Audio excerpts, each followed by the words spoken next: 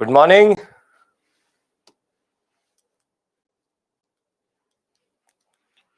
I'm audible, I'm visible. Good morning, good morning, good morning.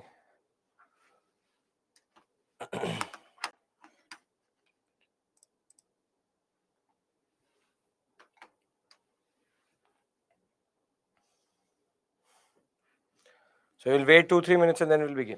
Good morning, good morning, good morning.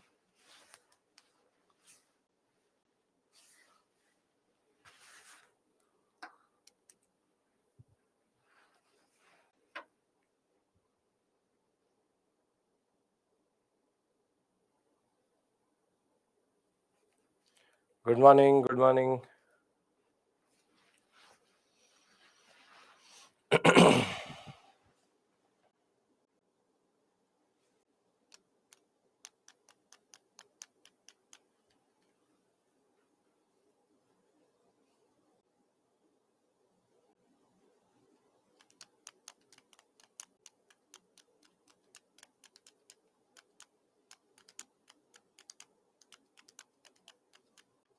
Good morning.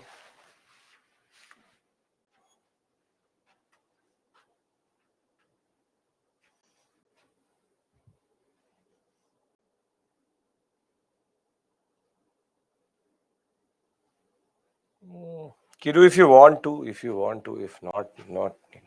See, I've always said NCRT is for foundational knowledge. I've already taught you above that. You can go back and revise from it. No issues at all.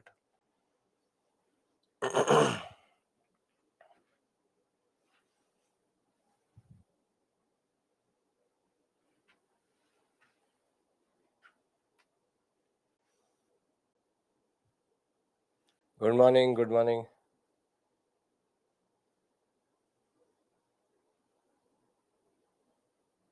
Ananya, what the question is incomplete. 1535 did was subjugated by whom? You mean what?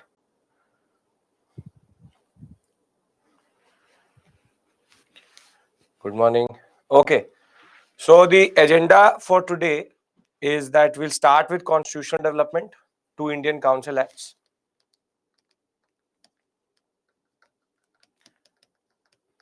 (1861), 1892. And thereafter, they would be subjugated by Portuguese. Thereafter, we'll go into partition of Bengal.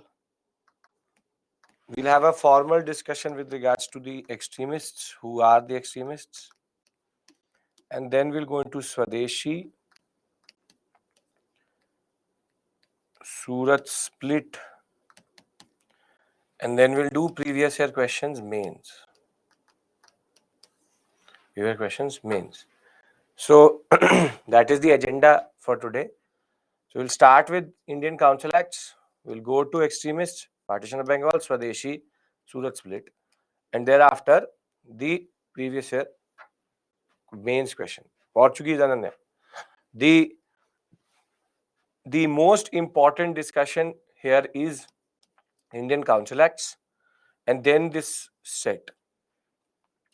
Extremist ideology already know, but I just have to formally introduce it to you.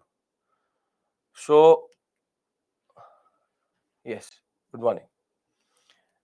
Previous year questions, pre we did last week. Mains are equally important. So mains I will do this week, and then again pre next week. Compare and contrast means that you have to tell them the similarity, dissimilarity. Gandhi not today. Gandhi next Tuesday. The agenda will be 1909 to 1915 on Tuesday, and then Monday is a holiday, as you know, Labor Day. Thereafter, 1915 and Gandhi, advent of Gandhi, we will do on Tuesday, Wednesday. This will be Tuesday. This will be Wednesday. We'll most probably discuss 1919 to 1922 till 24, not 24, but 23 on Thursday, which is technically Rowlett and NCM. and we should be talking about the first wave of revolutionaries also. So by next Friday, we'll be reaching Swarajist no changes, so we'll be in 23 to 29. So yeah, that is the basic agenda. We'll be pushing like this. Today it's about entering into the 20th century, which is 1900s.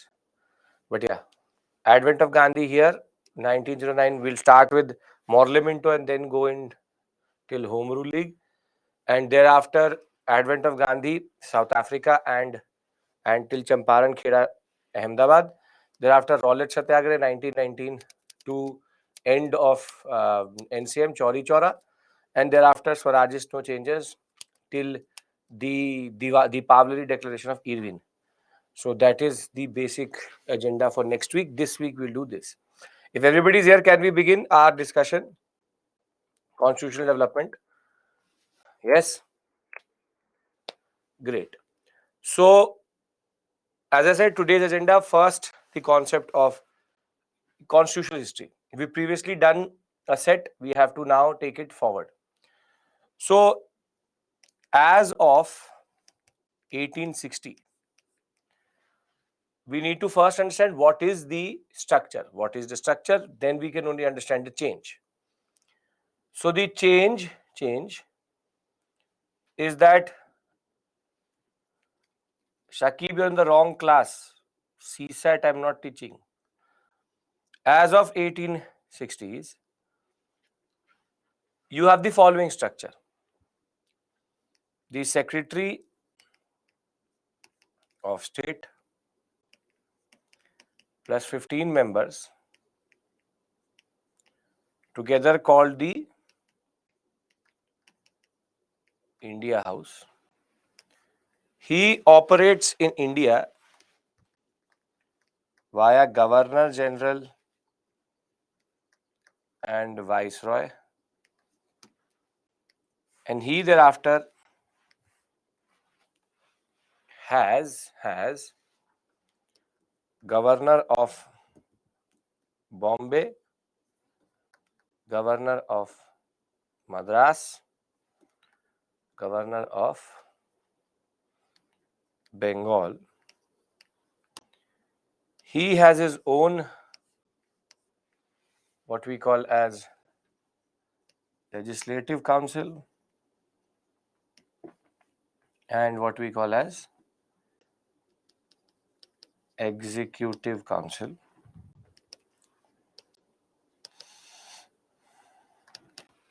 This is the basic structure. How the administration of this period look like. This is how it is.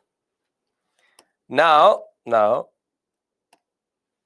which body makes laws for all of India and for the provinces?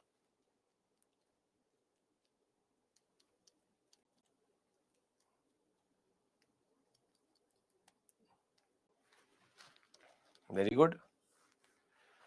There is what is called as legislative centralization, and therefore together with the Governor General and Viceroy, like the President and the Parliament, this is the law making body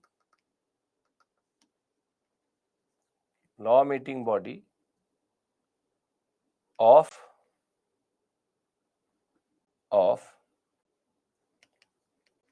the British India.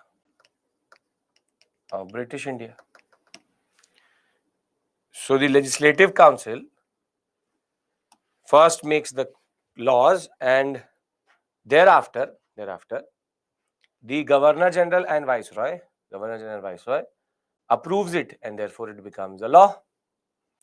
The law is made by legislature, executed by the Executive Council. So Legislative Council is the sole law making body in India, and this is the basic structure which is there as of 1860. Anybody has any issue here? The Governor of Madras can send certain suggestions, but there is no. Yesterday it was Governor General Executive, you did opposite. And I don't know, I didn't even refer to this yesterday, but right, whatever. Legislative Council legislates, Executive Council executes. So you have to be more specific. What are you trying to say? Okay. Thereafter, now we have to discuss how does the Indian Council Act 1861 change everything. Now, please understand this thing very, very clearly, that this is immediately after the revolt of 1857. Further, you need to also understand one thing, which is that this is not that the INC has been formed. This is happening automatically. INC will be formed in 1885. This Council Act is just the British reorganizing India a little bit. And under Crown rule, what we see is that there is a new shift, and that is called from legislative centralization to legislative decentralization. And therefore, the Indian Council Act 1861 and forward,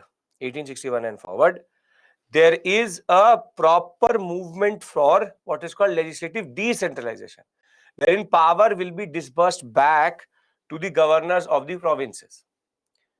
So please understand this very, very clearly, and I'll write this down somewhere, that basically the period between 1773 to 1858, maximum till 1861, is considered legislative centralization. I'll show you how it is getting decentralized. But 1861 onwards, until we reach till 1935, it is called legislative decentralization. So there's a progressive law making power that will be pushed back to the governors. So with regards to the English structure in England, there is no major change here. You have the Secretary of State,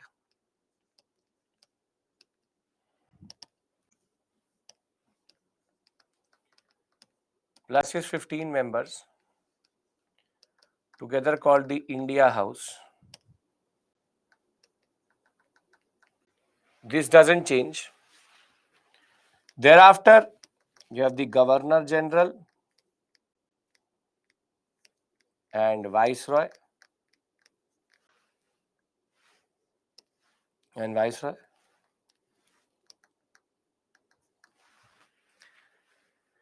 Now there will be certain changes here.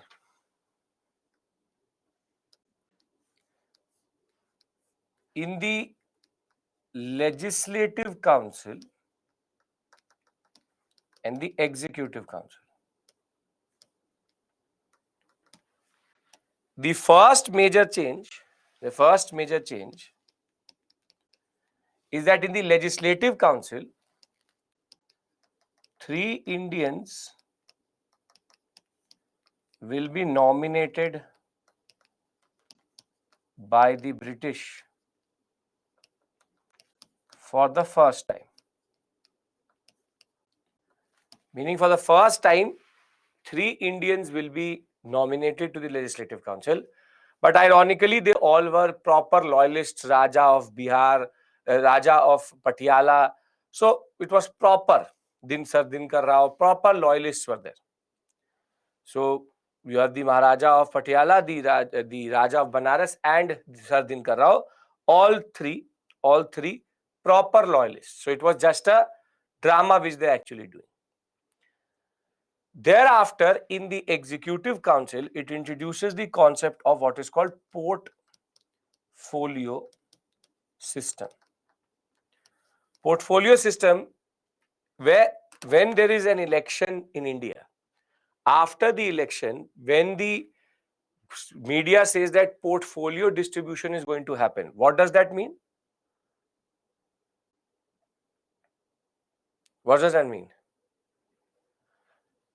It means how ministers and ministries will be given to which minister, right? Which ministries will be given to which minister. That is the ministerial distribution. Now, the concept of minister and ministerial distribution comes from the 1861 Act. The concept of portfolio system is nothing but basically everybody's role in the executive council gets defined. So like the ministry concept, the role of executive councillors get defined and divided into departments.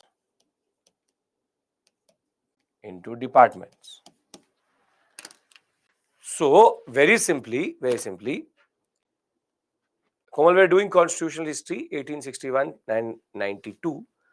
The simple point of the matter is that the two major changes are in the roles. So executive council, you have portfolio system wherein they add executive councillors because they were fighting with each other. Now they have a defined zone that you will manage finance, you will manage defense, you will manage home, you will manage this, you will manage that. Basically, portfolio division has happened wherein everybody gets a defined department in that regard. On the other hand, in the legislative council, there is 3 Indians who will get nominated for the first time. For the first time, 3 Indians will get nominated. So you have Secretary of State in England, Governor General and Viceroy, and within his executive and legislative council, they have made a little bit of changes. First being that 3 Indians have been added, all an eyewash, and executive council portfolio system has been introduced, wherein now executive councils have their role defined. Till this point, it's technically allocation of departments or ministries, if you want to call it. These 2 points, anybody has any issue? No? Very good, clear. But the major change actually does not happen here. The major change happens here, which is that firstly, the number of provinces will get increased. You will have, one second, you will have,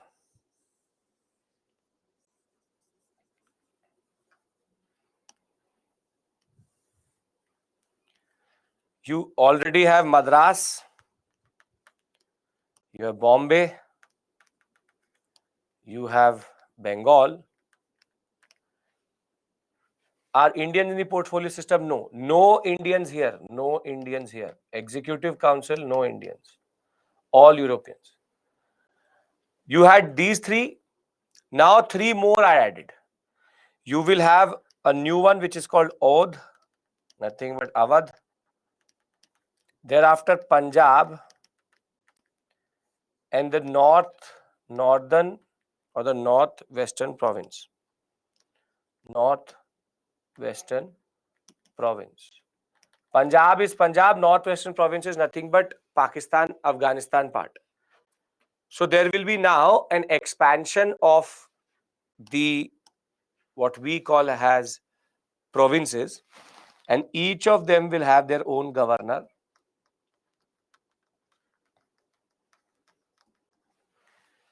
This is the first thing, addition 1, 2, 3. But what is even more interesting is that these governors will for the first time now get their legislative councils, what we call as provincial legislative council. Each of them, PLCs,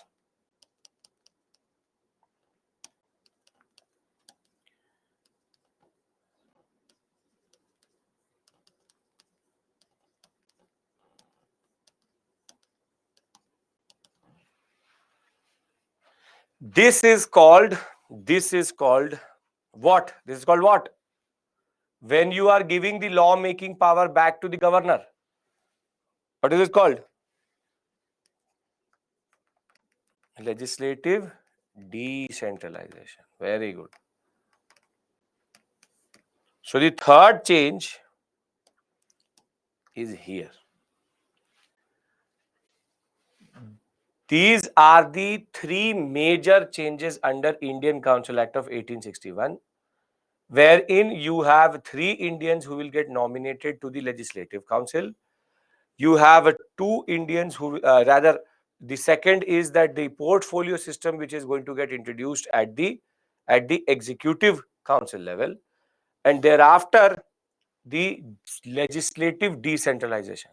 So you see from this, which is legislative centralization in the Legislative Council itself, now the system has become even more broad and even more what we call as based on power getting dispersed out. Power getting dispersed out. So I hope that these 3 points are clear. If not, I'll write it in a different way. It should be clear. And then we'll look at the PPT. Is this making sense? What do we mean by decentralization and how significant it is that you have provincial legislative councils which have come up, wherein power has now been dispersed back to the governor. Okay. Now, very simply, you can make this structure in a much simpler way also. You can make it like this. You have India House, which is Secretary of State plus 15 members. Under it, the Governor General and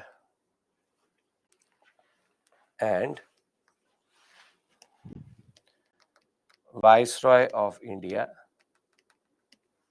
Under that, you have governors who have under them provincial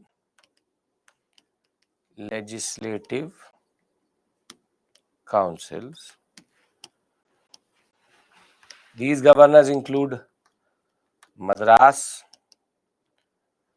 Bengal, Bombay, Awadh, Punjab, North Western Province. He thereafter has his 2 councils, Legislative Council, Executive Council. Three Indians are here. Here you have portfolio system. Now, does it make sense? Saksham, don't have to learn the number of members in every PLC. That is going to be a futile exercise. Second is that how are they elected? They are nominated. All of them are nominated. Right? The governors are all governors are all British. Governor General is British. Executive Council is British. Legislative Council, only 3 Indians are there. Provincial Legislative Council, it is actually Indians who will be getting nominated. Here you have Indian representation, but all nominated as of right now. British nominated. What is more significant is that if British were ready to give the provincer, the governors back their legislative power, portfolio system is nothing but the fact that now if there are 5 people, they all used to take decisions on everything. Now think of them as the Council of Ministers. Everybody in the Executive Council has his role defined already. Portfolio system is the precursor of how we divide the cabinet today. The provincial governors only have a legislative council, not a executive council. No election system, which I will tell you, which is the next 91. How is Punjab different? Punjab is Punjab, today Punjab. Pakistan and Punjab are different, right? So Pakistan is northwestern province, Punjab is Punjab. Loyalist means that they all were people who would always support the British. Are we clear? A lot of you joined late and now are asking me very simple basic questions we've already covered. So the basic simple point of the matter is that you have an evolution of structure. I'm repeating myself, and it's the last time because I can see everybody's name when they join. So I know who's joining and then what time they're joining and what question they're asking me. So as of 1860, Secretary of State, India House, Governor General and Viceroy, Legislative Council, Executive Council, and you have three governors. All power resides in the Legislative Council along with the Governor General and Viceroy. 1861 Indian Council Act is going to change that. It is going to first introduce Indian representation in the Legislative Council. Thereafter, the Executive Council will get portfolio system. The Executive Councillor's role will be defined for the first time. And thereafter, you will have Provincial Legislative Council, which will come up along with addition of 3 new provinces. And remember that there is only Indian representation in legislature as of right now. 3 in Legislative Council, and the PLCs, the British will nominate some people to the Provincial Legislative Councils. Right? Okay. Why need to change? Because the British need to do a drama. The last act was passed by the East India Company. This is the first act of the Crown in that regard. Yes, can we move forward? Right. What are the basic changes of Indian Council Act 1861? It introduced after 1858 once Crown rule comes in. First passed by the British on 1st August 1861.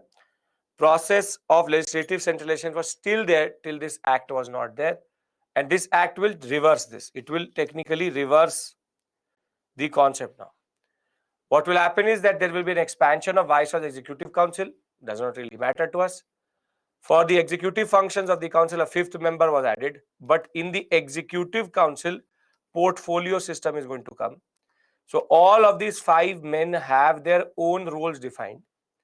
Canning will for the first time nominate 3 Indians: Raja of Benares, the Maharaja of Patiala, and Sir Dinkar Rao, all 3 very close associates of the British, to the Legislative Council. Remember, to the Legislative Council. Executive Council still has nobody has been introduced. Thereafter, non-official members will be nominated. Now, what do you mean by non-official? Non-official means Indian. So, Indian members were nominated. Portfolio system was introduced by Lord Canning. For legislative purposes, the Governor General's Council was also enlarged. Power to promulgate ordinance and emergency was given to Governor General. Any bill related to the public's revenue or debt, military, religion, foreign affairs cannot be passed without Governor General's assent. Restored the legislative powers of the presidencies of Bombay and Madras along with Bengal, wherein there is now an executive council in these 3. Plus, you have Northwestern Province, Punjab, and Awadh, which will be added to the list of total number of provinces in that regard.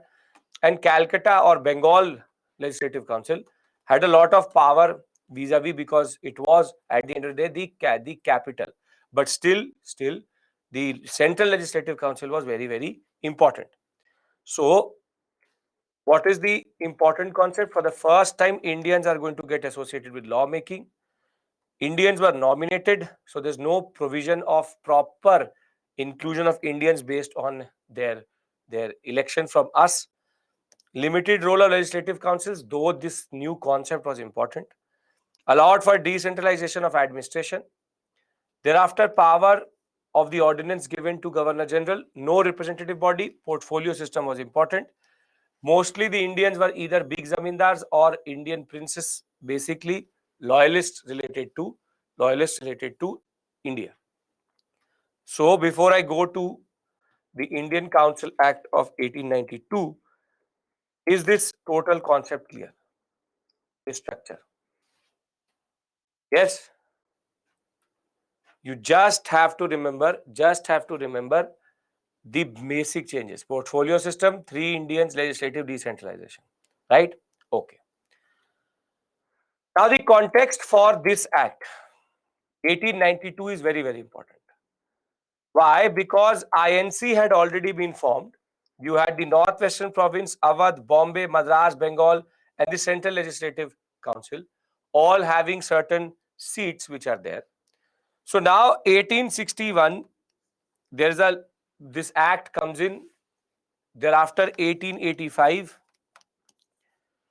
the INC has been formed, and now for the next, before 1892, for the next 7 years, close to 7 years, they are all protesting that we want constitution, we want prayer petition.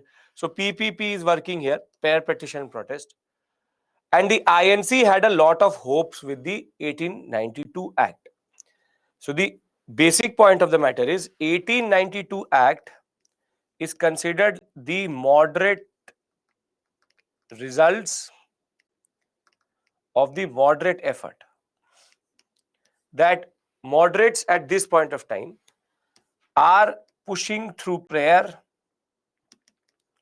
petition, and protest for more representation and power. And basically, 1892 is going to be a very important moment because this will lead to a lot of disillusionment. So, what happened through the Indian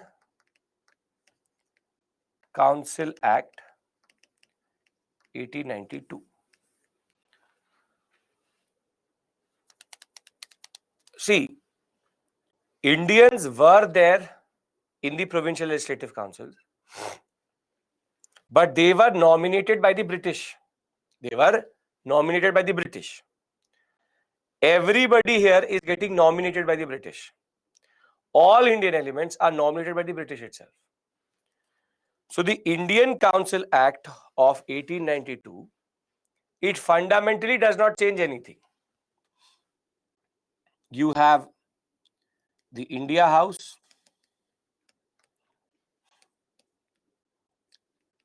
Secretary of State. Thereafter, you have the Governor General and Viceroy.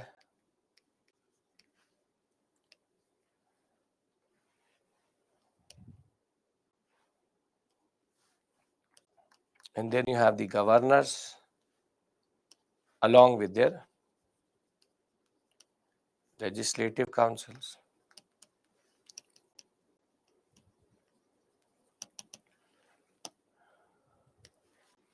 He has his plus 50. Plus, he has his executive council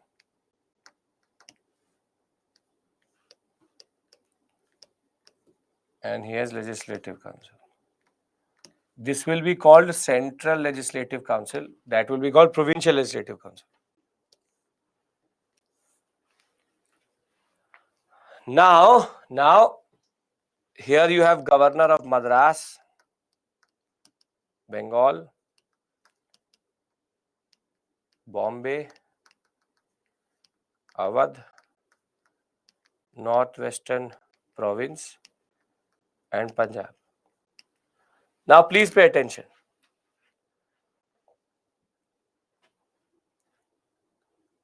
The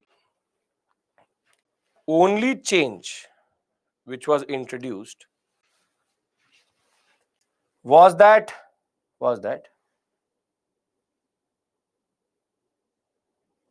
I'm not getting the point. Governor General and Viceroy is the same person, right? So what is the confusing part here? Why are we going backwards with regards to this concept? Governor General and Viceroy is the same person. So what is the confusion here? But the title will be called Governor General and Viceroy, right? Again, why are we writing both then? If your designation is Assistant Secretary, I should call you Secretary.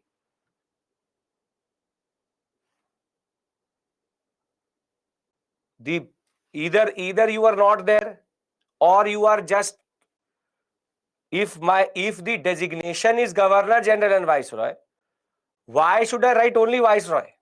And what is going to happen is, then you are going to go to the book. I'll tell you what is going to happen. You will go to the book, and then you will see only Governor General written. Then you will say, sir said Viceroy.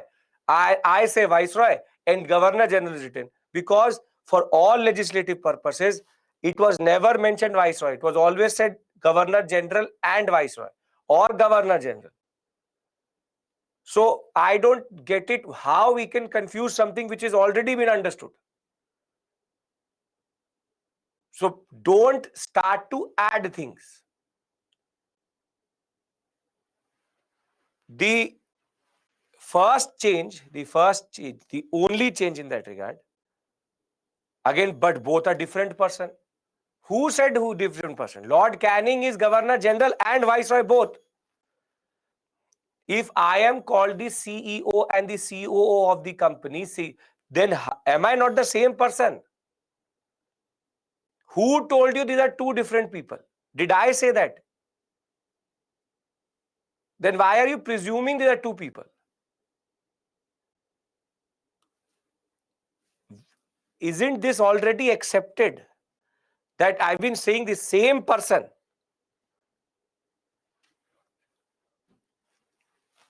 The main change is that in both indirect election concept was introduced, wherein different sections of Indian society, and remember, can nominate their representatives. The act did not directly say election. This word was technically not used, but the simple point of the matter is that now it is not the British which nominates, it is the people of whatever limited franchise they are ready to give. Or what they used to do was that they used to say, teachers, nominate your representative, university professors, nominate your representatives. They tried to divide the Indian into society into certain smaller, what we call as groups, and they said nominate one person. So the word election was actually not used, but the word which was used was nominated by Indians. So the proper election concept is not there. But for the first time, they have introduced the principle of Indians electing their own representatives via nomination. And if you are a moderate, would you be really happy with this act?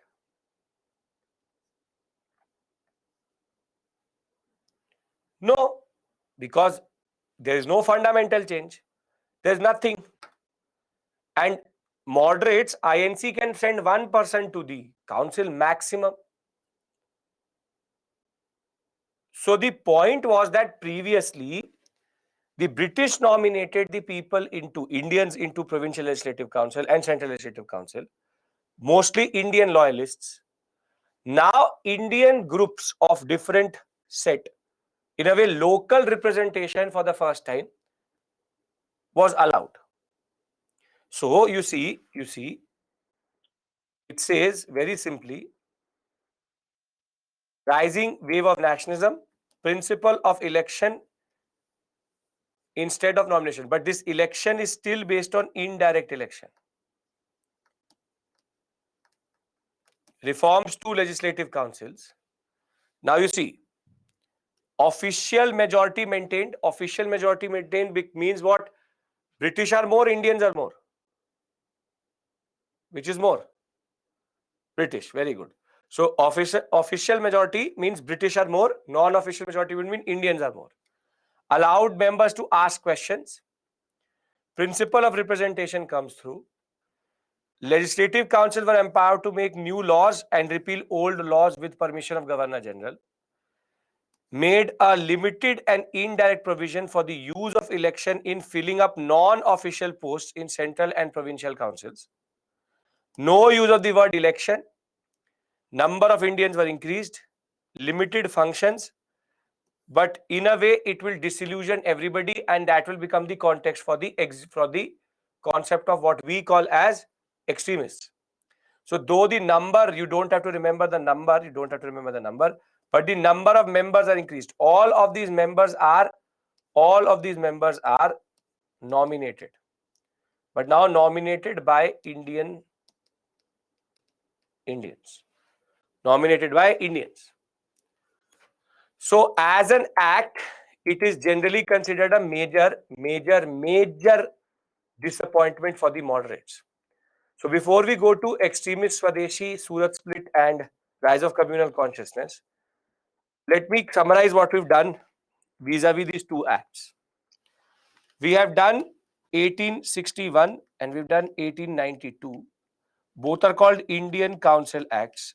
Generally, before I do this, everything is making sense because the way you will read it out of the book will give you very confusing wording. So the easiest way to learn and revise this is through flowcharts, so that you understand the basic idea of what we are trying to do here. So the Indian Council Acts 1861 and 1892, if you had to go for a statement based question, what you should look for in the paper, here it will show you three changes. One is called portfolio system. The second one is called the concept of legislative decentralization, which is technically the addition of provincial legislative council. And last but not the least would be the concept of three Indians into central legislative council. And for 1892, you simply have to concept of nomination by Indians into the provincial and central legislative councils. So in a way, indirect, you will see this word indirect election, but remember, no, the word election was not used. Here, if you want, you can say that Awadh, Northwestern Province and Punjab added. So are these 5 points written on the screen clear? If they are, then I want to go to partition of Bengal, extremists, Swadeshi. Clear, everyone?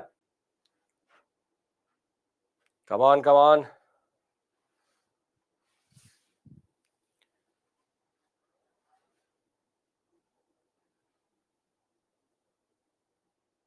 Indirect election for both provincial and legislative levels. Yes, okay. Official means British, non-official means not British. Indian. 3 members still in the Governor General and Viceroy Council? Yes, only 3 members, yes. Why indirect? Because direct election would mean ballot-based elections. Election word will be in the question, yes, but it will always need to have with the word indirect. Nominated Indians were in PLC in 1861 also, right? But no, the concept was that here all nomination under 1861, nomination used to happen by the British. That is a change. Nomination by British. Now it is nomination by Indians. So in a way, local representation. They did not remove the word. They did not use the word only. We call it indirect election. That is for your understanding. You don't need to remember the number of legislative councillors. Still the number of Indian nominated RLC are high. No, 3 only. Are we clear see, you are asking me questions with regards to how many, how much. Is the basic structure clear? Please understand one thing. Total number of people in this legislative council is still 3 only. But thereafter, they will increase it under 1892 to increase it to 10 to 16. 10 to 16. The Central Legislative Council will increase. But the 3 will still be considered the most important.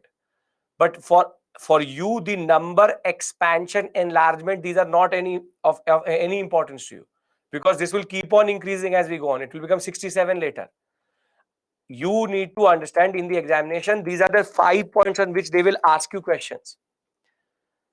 So indirect election concept is nothing but nomination by Indians.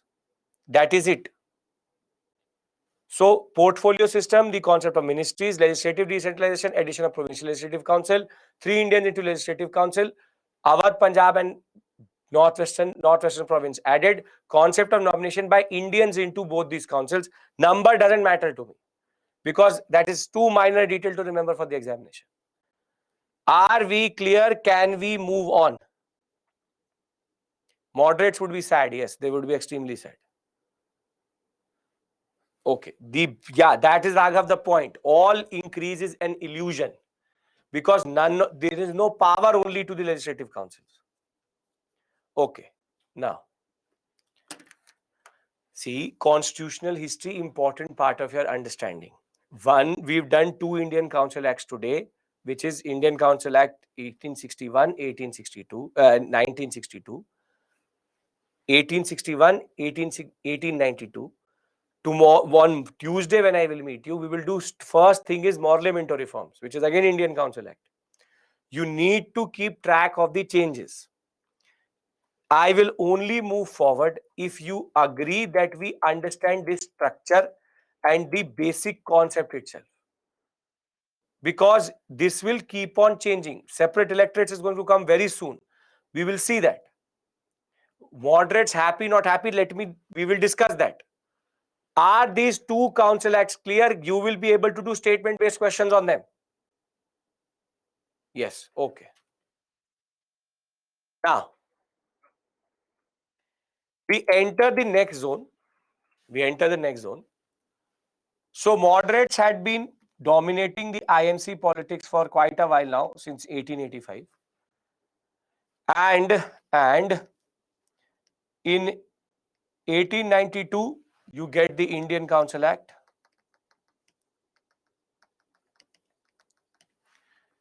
Thereafter, it will just introduce the concept of some people nominating some Indians to the provincial legislative councils and central legislative council, the concept of indirect election in a way. So now there is what is called disillusionment. The fact that now people will argue that what is the point? What is the point? So this disappointment of 1892 will create anger, and now the moderate method will be questioned. That, okay, you went for prayer petition. What was the point of that prayer and petition when they actually did not fundamentally change anything? And this PPP plus the frustration over the Indian Council Acts is going to be the context for the rise of extremists. Will go to the rise of extremists. Now, when we talk about the extremists, they have a very different type of worldview, represented initially and very popularly by 3 very important personalities: Lala Lajpat Rai, Lal, then Bal Gangadhar Tilak, Bal, and Bipin Chandra Pal, together called the Lal Bal Pal. Now, the extremist methodology is quite interesting, because extremists now get the new youth,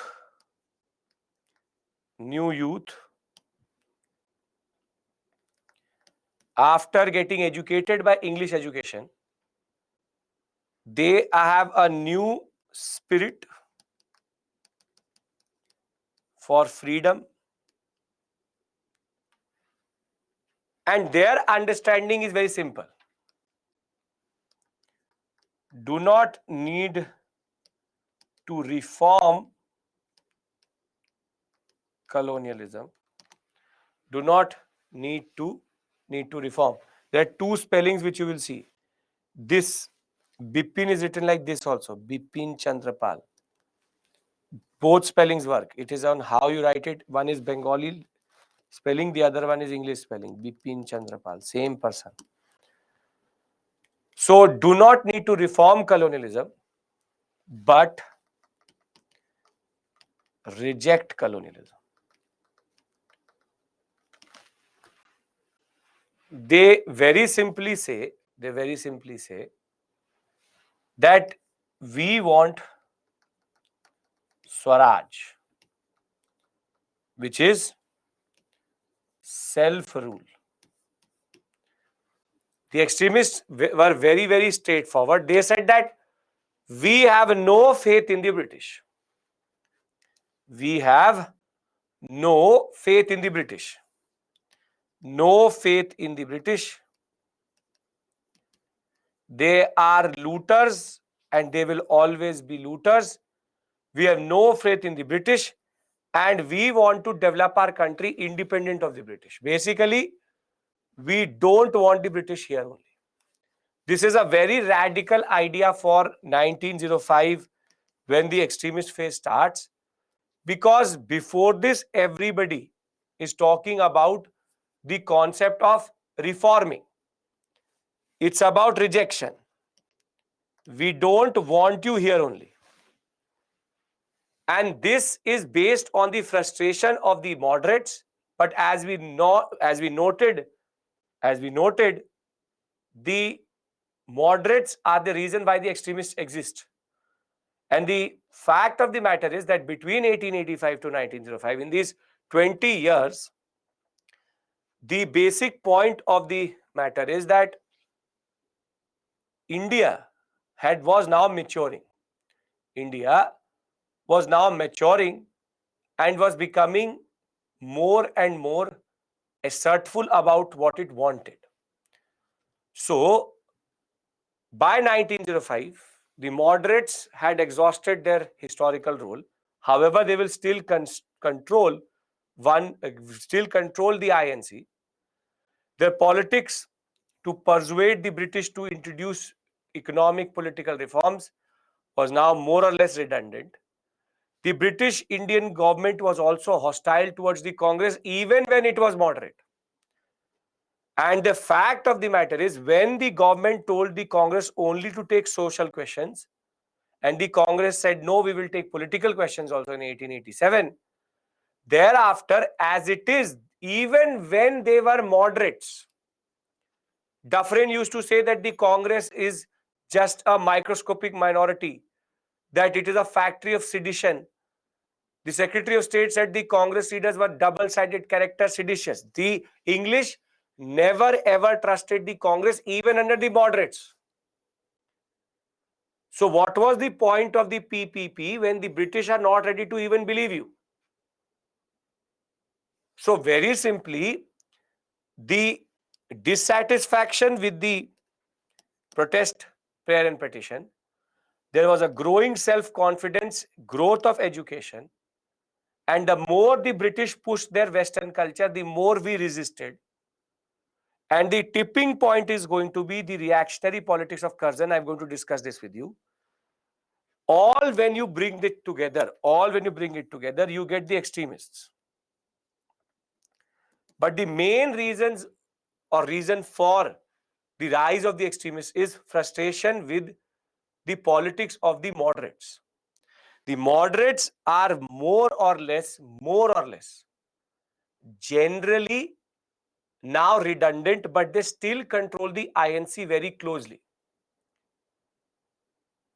Now, the major difference vis-a-vis a moderate and an extremist is that they have a hatred for foreign rule.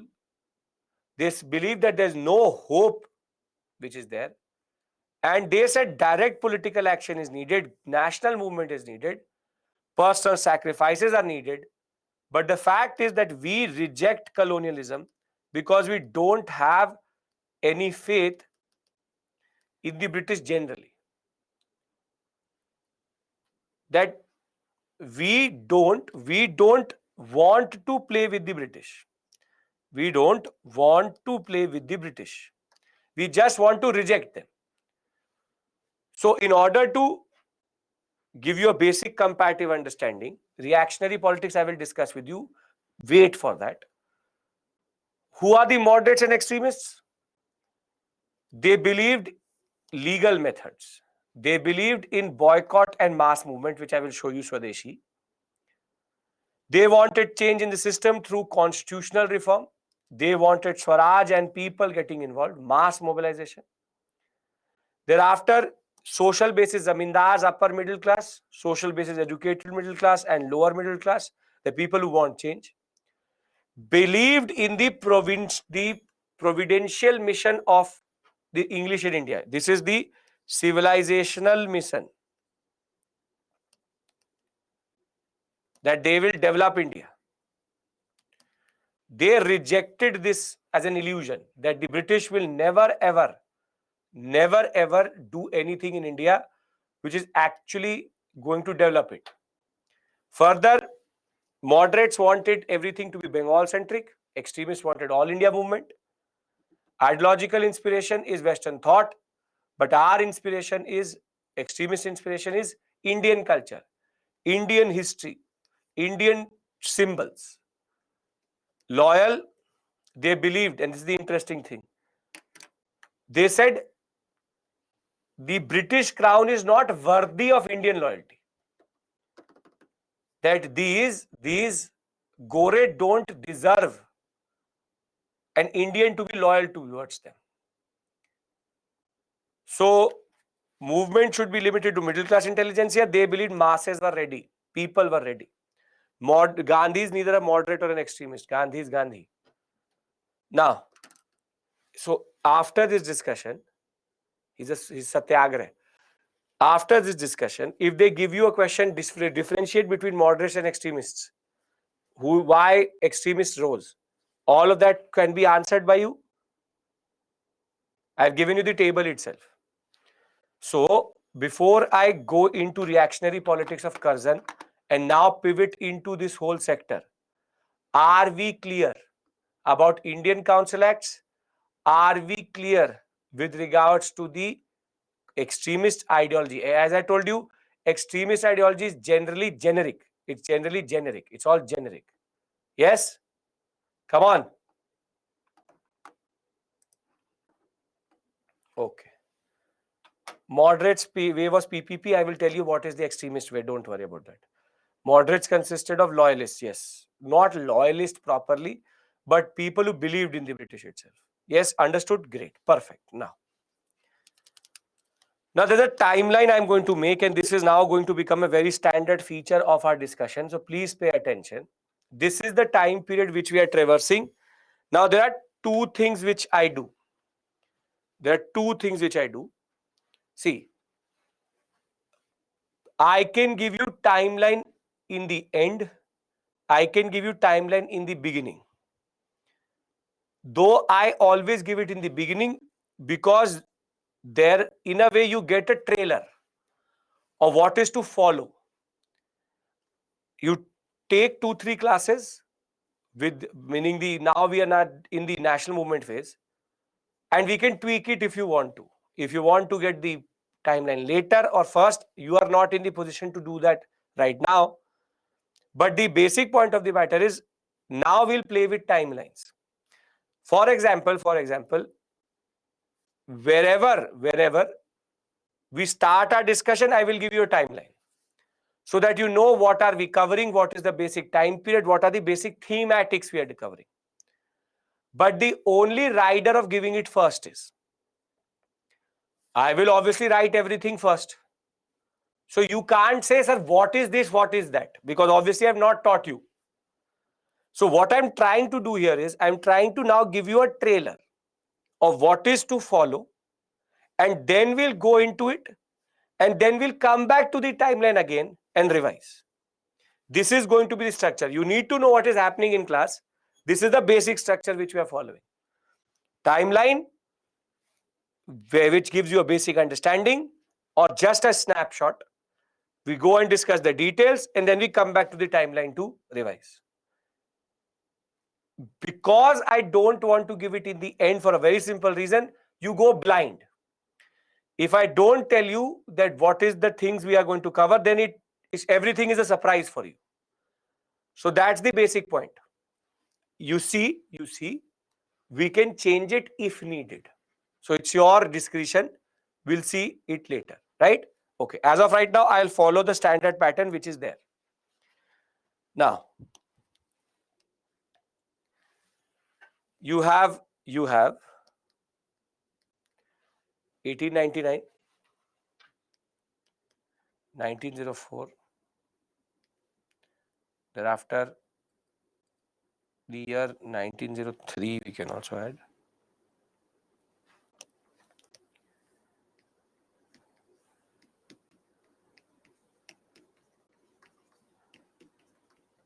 This is the period we are covering. You have three very important concepts and three very important sessions. It's called the reactionary politics of Curzon. Two dates are in this: 1899, 1904, 1904. It's called Calcutta Corporation Act. 1904 is Indian Universities Act and Official Secrets Act.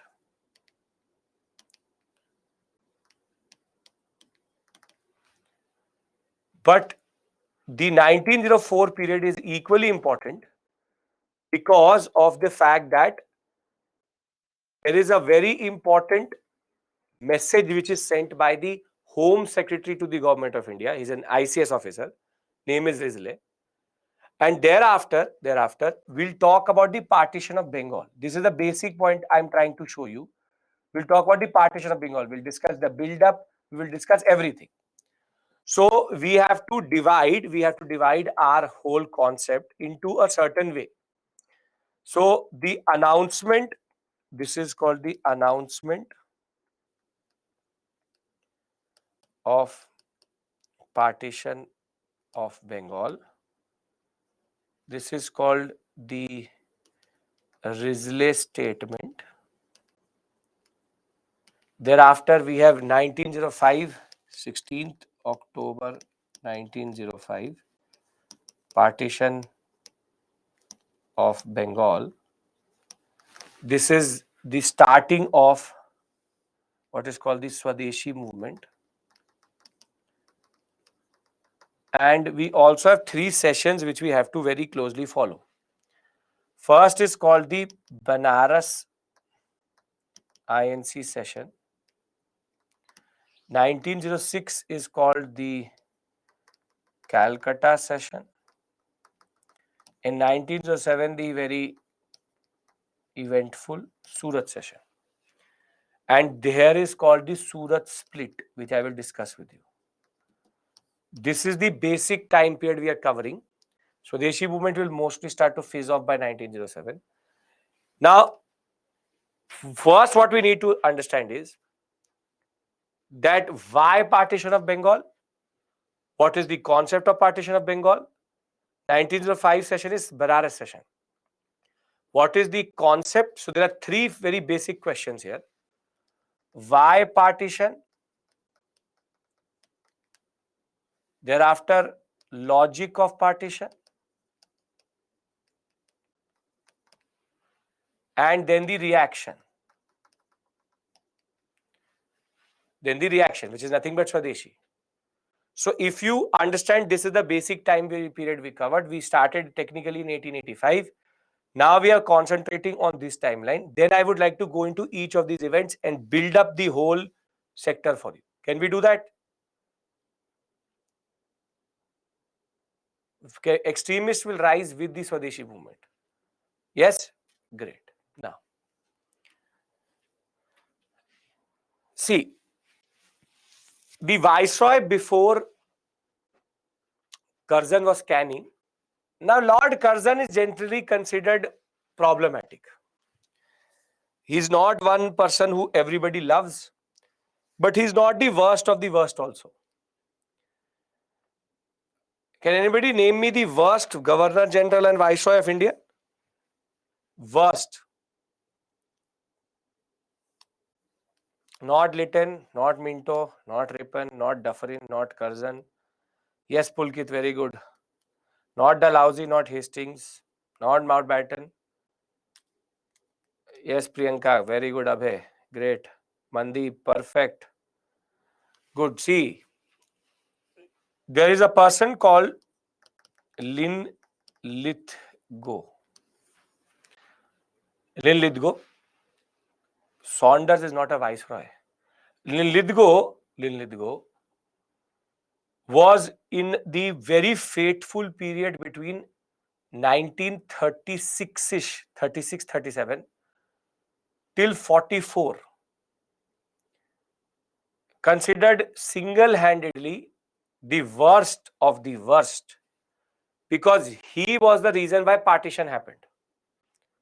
So I'll talk about him. Lytton is different.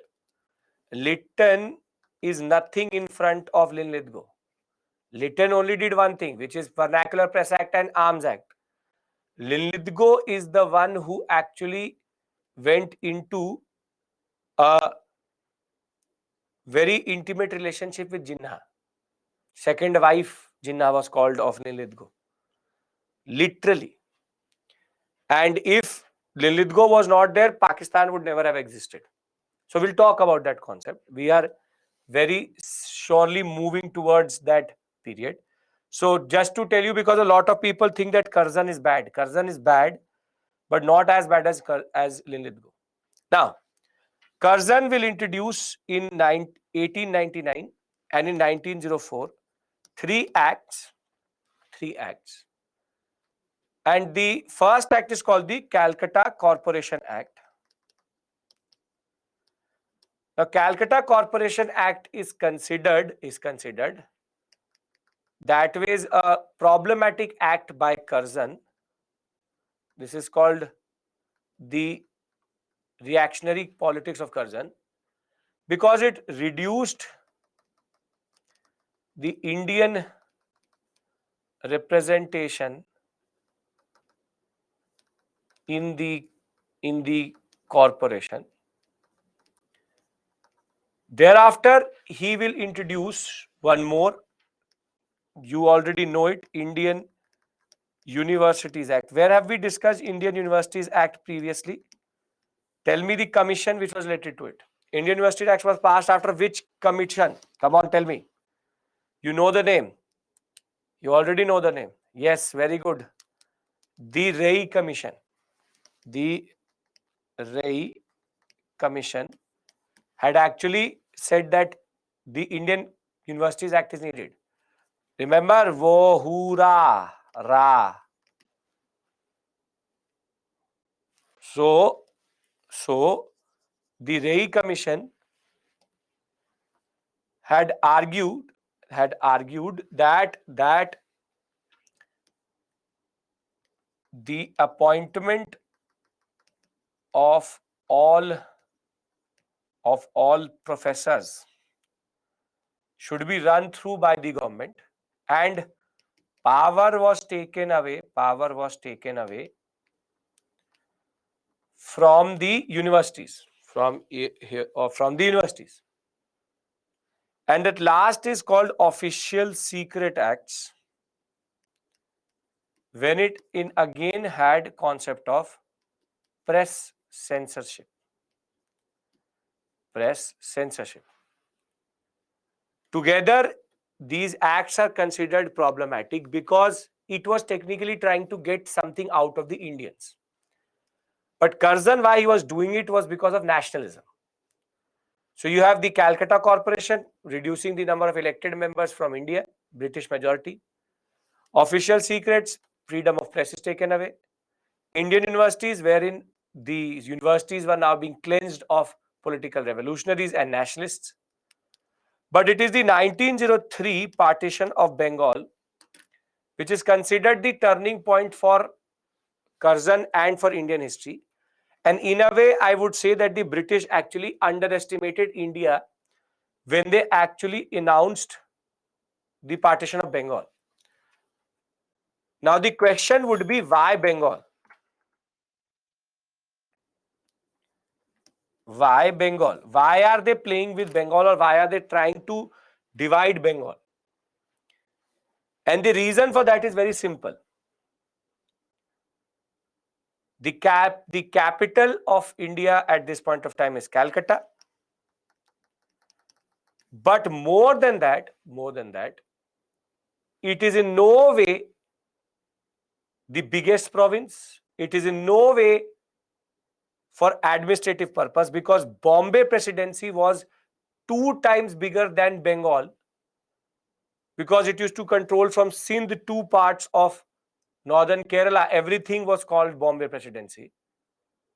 Bengal presidency, the British would argue, was an administrative nightmare because very big population, very big area, but it is in no way the reason why the British gave. Rather, it is because it was the epicenter of nationalism. Because the highest literacy level in India at this point of time was highest in Bengal, all social reformers had certain connections to Bengal. The middle class intelligentsia,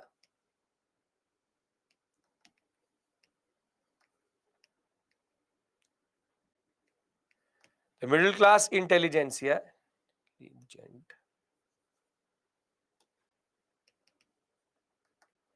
was also based in Bengal. So Bengal was at this point of time the epicenter of all activities. And the biggest issue for the British, so most of the moderates were also Bengali. The biggest issue for the British was the Bengali or Bengali speaking Hindu nationalist. Bengali speaking Hindu nationalist, because as much as big Bengal can be, if a Bengali speaking nationalist would say something, it would reach to every corner of Bengal, which technically at this point of time is very big. Very, very big. This is Bengal for you. It is a very, very big province. So from the Assam, as the whole northeast to all of Bangladesh to Odisha, Bihar and Jharkhand today, everything was called Bengal. It's a big province, but not as big as Bombay presidency. So the basic point is Bengal was now becoming a major issue for the British, because Curzon could see that it's the capital. Also, it is an epicenter of issues, and all thinkers are coming from here only. And the Bengali speaking Hindu nationalist, if he used to say something, from Bihar to Assam to the northeast, everywhere there was a resonating influence. And the concept was that a Bengal divided can actually divide the nationalists also. And that is why the 1904 statement of Risley is very, very significant. In 1904, Risley will say a very important line on 6th December. Risley will say that Bengal united is power, Bengal divided. And this is a proper quote out of what he wrote.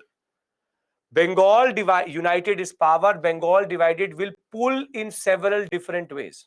So they will start to pull in several different ways. That is what the Congress leaders feel. Their apprehensions are perfectly correct, and they form one of the great merits of this scheme. In this scheme, one of our main objects is to split and thereby weaken a solid body of opponents to our rule. So the basic point of the matter is Bengali speakers as it is are problematic.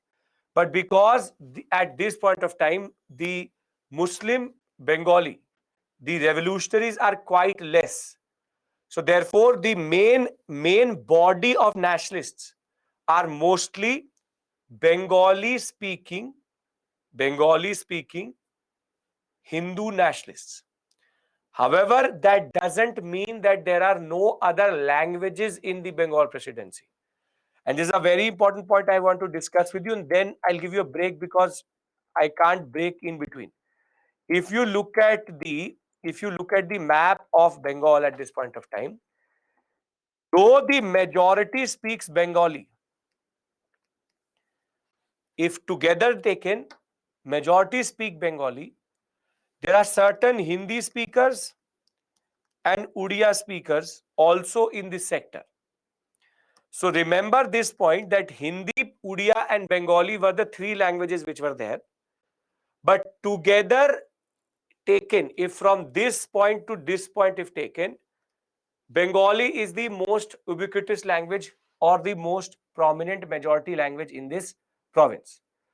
Now Bengal has been chosen as a candidate because Bengal united is a power, and the Bengali nationalist is now becoming a major problem for the British, and the British want a solution for that. And now comes Curzon, who will divide, or had already announced in 1903 that he will divide Bengal, and that will be implemented in 1905, 16th October. Now, I need to discuss with you as soon as I come back what is the logic of this division. So we have discussed the Calcutta Corporation Act, we've discussed the announcement, we've discussed Indian Universities Act, Official Secret Acts and Risley Statement. We've understood why the partition. Now, are we in a position to understand the logic of the partition once we come back? I'm giving you a break here because the next discussion is going to need at least 45 minutes, 50 minutes. So the break goes too far away. So I would like to break here, and thereafter, once we come back, we'll talk about the logic of the partition. Acceptable? Everybody is following the major story. Everybody is following the major concept itself. Yes or no? Come on. Yes? Perfect. Perfect. Perfect. Perfect. Okay. So let's take a break here. It is 7:20. We'll come back at 7:30. What happened in Universities Act? Indian Universities Act, power was taken away from the universities to take their calls, considered a very uh, stifling or type of reactionary politics by Curzon.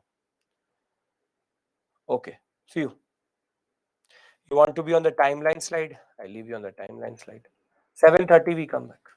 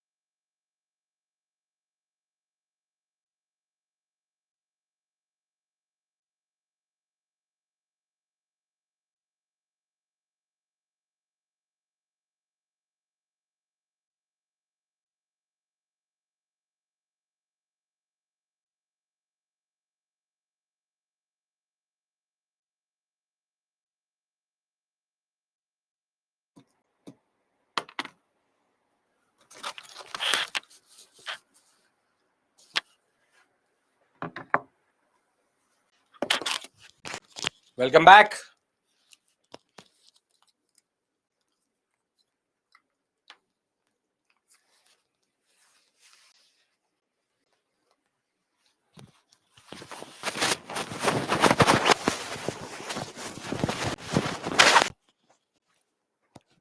Can we start our discussion?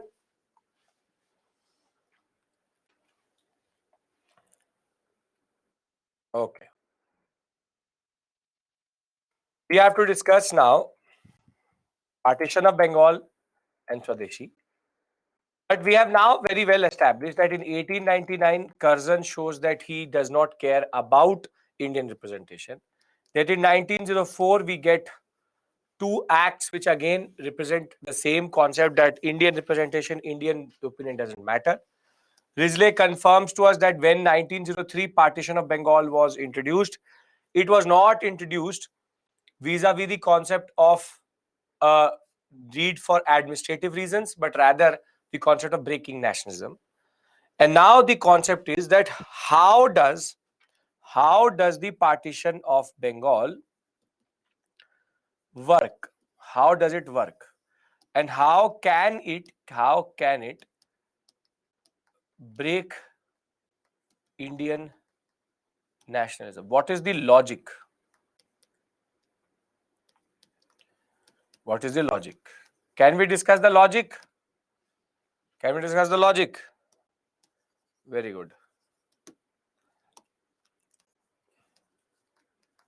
Now, there were basically two principles which are used. I already told you that there are 3-4 standard characteristics. I'll write them down again. Here in Bengal, Bengali is an important language. You have Hindi speaking belt and you have Odia speaking belt. But there's also one more thing, that there are Hindus and there are Muslims, two major religions in Bengal. So therefore, there were two principles which were applied in the partition of Bengal. One is called linguistic and the other one is called religious. First is linguistic principle, second is religious principle. Now, how does it actually work? When this line was drawn or was proposed in 1903, in the eastern sector, the religious principle was applied, while in the western sector, the linguistic principle was applied. What do I mean by that? See, in Eastern Bengal, the division is very easy. We have to break the back of whom? Hindu, Bengali, nationalist. Linguistic means language. So in Eastern Bengal, by dividing this line and creating Eastern Bengal and Assam with Dhaka as capital, the Muslims outnumber the Hindus. Close to 18 million here and 13 million Hindus. So who's in majority? The Muslims. So basically, this area becomes a Muslim majority sector. But the irony, don't use the word communal. The irony is that though they are divided by religion, all of them speak Bengali only.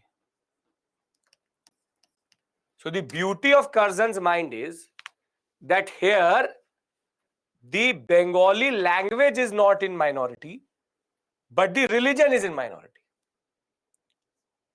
So Muslims dominate Hindus, or Muslims are in majority to Hindus, though they speak the same language itself. But the master stroke is actually in the Western sector.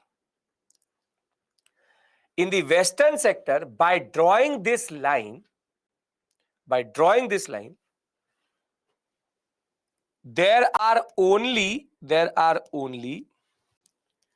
17 million Bengali speakers, and together with Bihar, Jharkhand and Odisha taken together, there are 37 million 37 million Hindi and Uriya speakers. So the Bengali Hindu becomes a language minority, linguistic minority in the Western sector, and the Bengali Hindu becomes a minority vis-a-vis religion. So in a way, if a Bengali nationalist says something from Calcutta, nobody in the Cuttack or Ranchi or Patna sector can understand it, though Eastern Bengal can understand it. But here the British have very strongly divided them along religious lines and have convinced the Muslims that they are better off if the line exists, because if Bengali Hindus were in a majority, then everywhere Bengali Hindus would get nominated to administrative positions. So now the Curzon goes and says to the population of Eastern Bengal, it is in your interest that you remain in this province, because now you are in majority. Because if language principle we take, see, the basic master stroke of partition of Bengal is, in one place the Bengali Hindu becomes a linguistic minority, in other place it becomes a communal, or what we call as religious minority.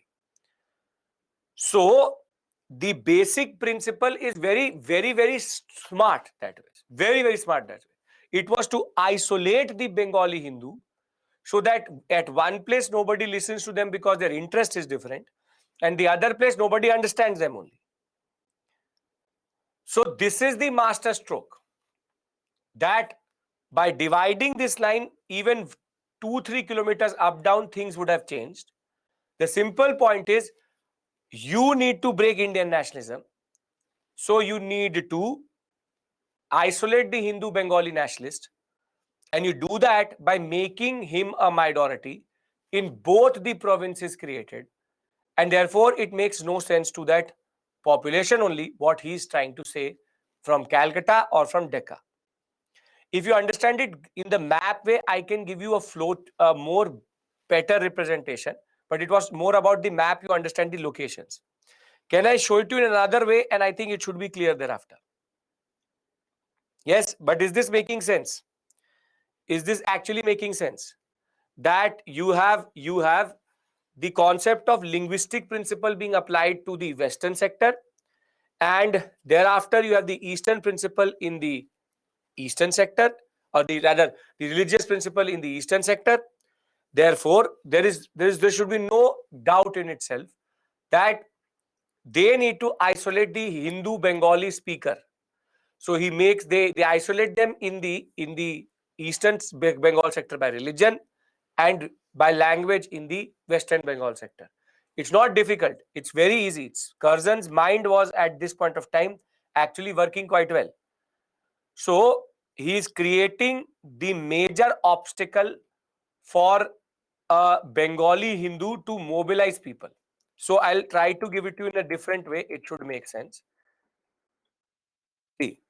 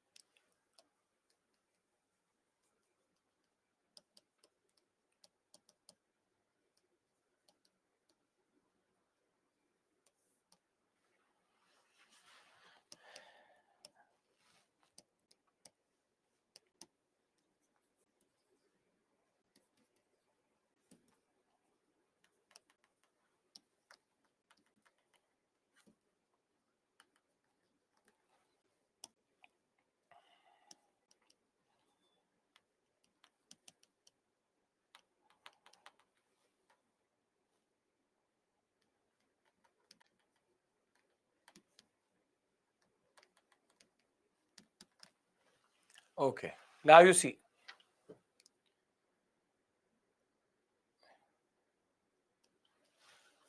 in Eastern Bengal,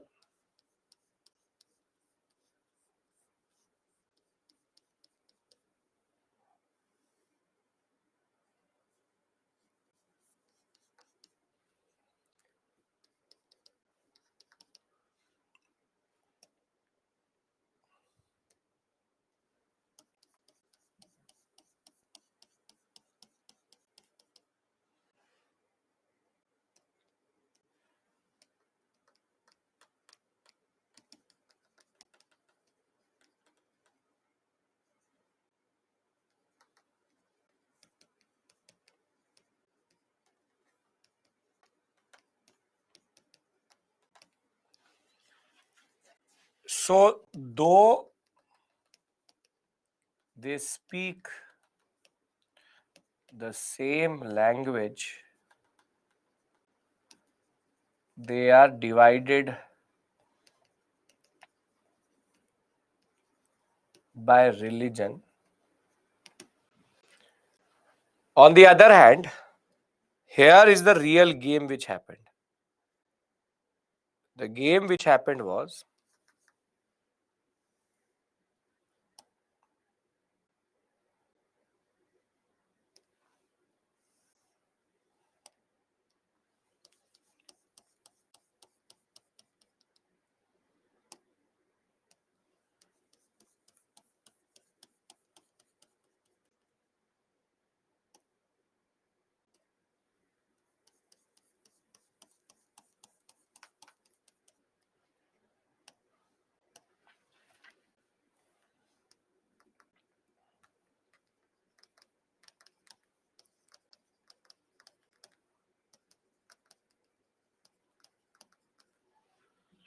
here Hindi plus not Udiya,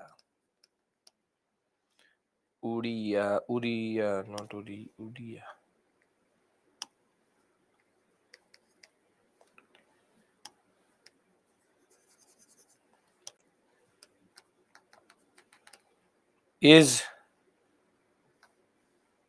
37 million, and Bengali speaker is only 17 million. So though they all have, no, not they all have, though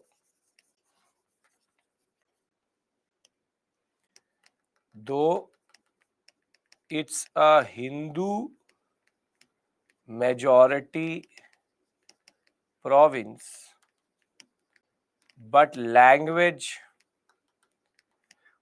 becomes the barrier. Now, is this making sense? How partition of Bengal actually works? In one place, though this is a Hindu majority area and this is a Muslim majority area, the beauty is that the principle is applied in such a way that in both areas the pink becomes the minority, Bengali Hindu nationalist, because he's a Bengali speaker, so he becomes a minority in Western Bengal, and becomes a minority because he's a Hindu in Eastern Bengal. Are we clear of the principle? Because that can be asked to you in the examination. Yes or no? So you understand the master stroke of Curzon. Curzon that way actually understood it quite well, that how we can make sure that the Hindu Bengali nationalist becomes a minority everywhere. So you see, the logic behind the partition of Bengal was based on breaking the nerve center of Indian nationalism. The concept was, we will create two provinces, one Bengal into Western Bengal, which has provinces of Bihar, Orissa, and the other which is Eastern Bengal and Assam. The capital of this area is going to be Calcutta, being the Western Bengal sector, but the Decca is going to be the capital of the Eastern Bengal sector. But sir, Hindu-Muslim unity was there at the time very much. But that is the ilma, the point I'm going to tell you. The simple point of the matter is he was very, very, very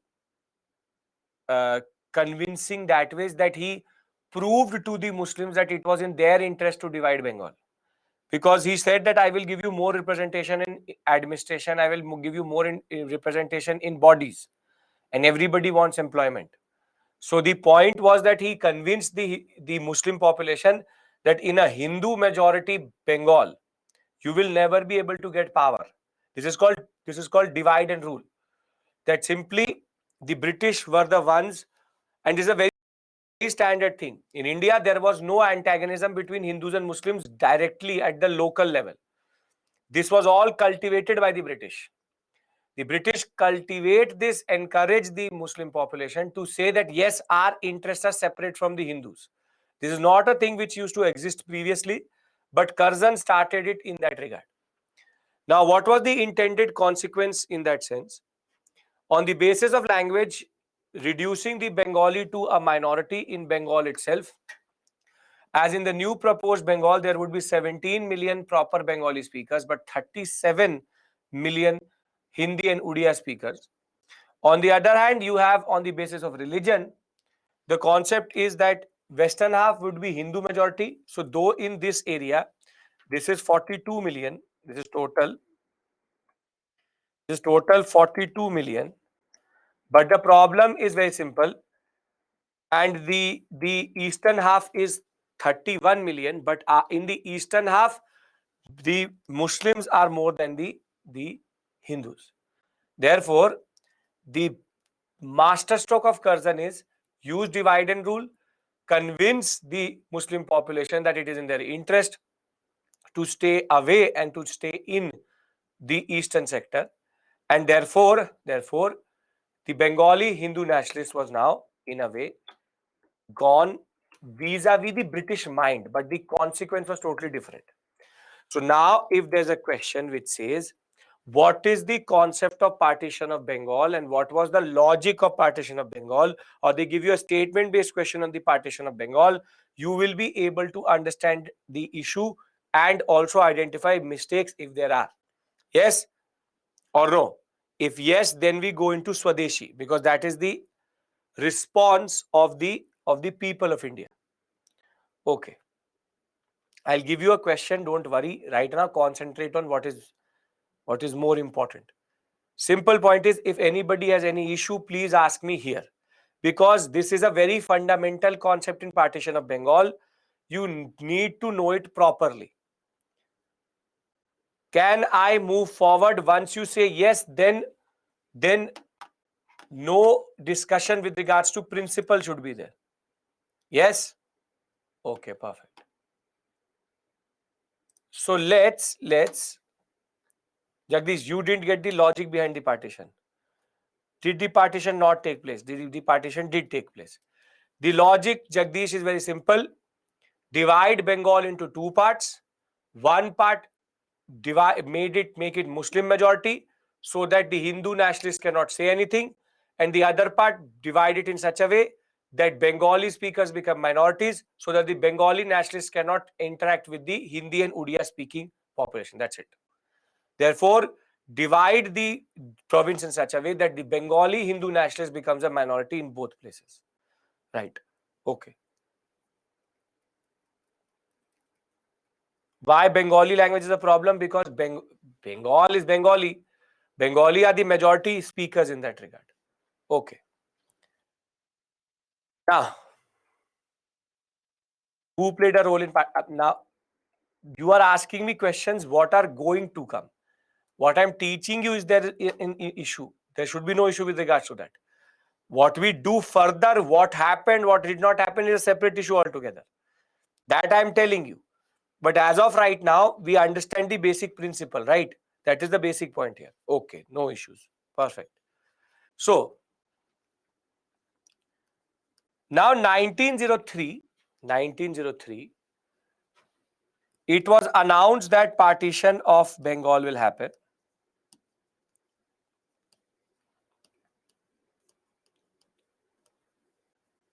And by 1904 mid, it was decided that on 16th October 1905, the partition will happen.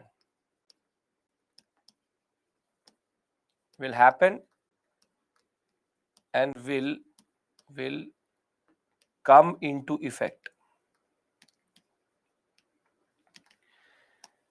Now there are two phases. One is the period between 1903 to 1905, and the other one is the 1905 to 1907 period. This is called the moderate phase of Swadeshi, and this is called the Swadeshi movement. Starts. So why do we call it the moderate phase? Because at this point of time, they are petitioning. They are holding what we call as protests, but in constitutional sense. What they were trying to do was they were trying to create pressure. Trying to create pressure. But when that will not succeed, then only the partition of Bengal will induce the concept of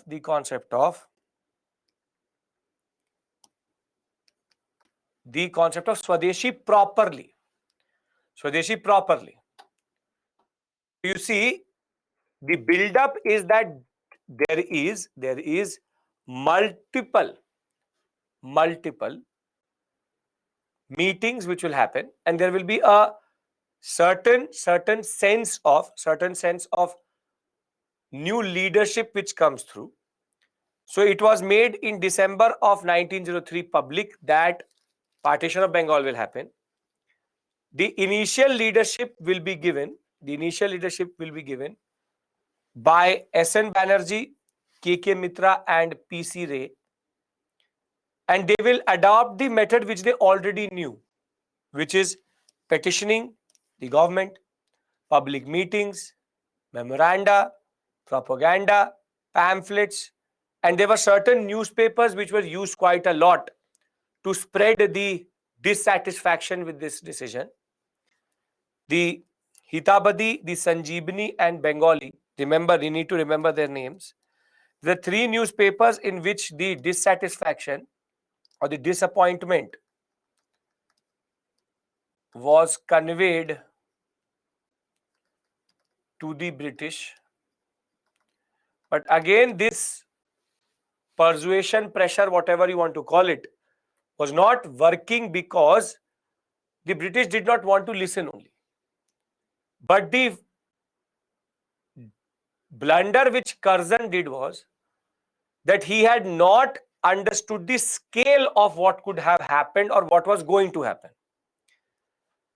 So there will be in 2 months close to 500 protest meetings which will happen in East Bengal alone, in Dhaka, in the Maising and the Chittagong sector.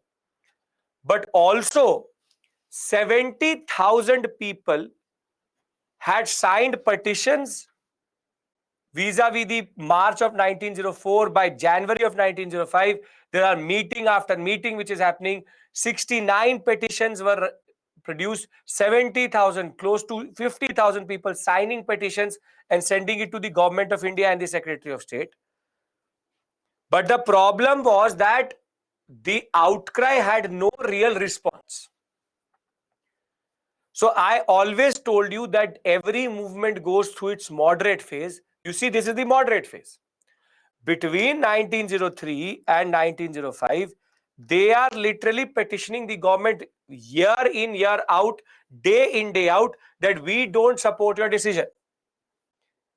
So the moderate method is not working. And it is in this context that once the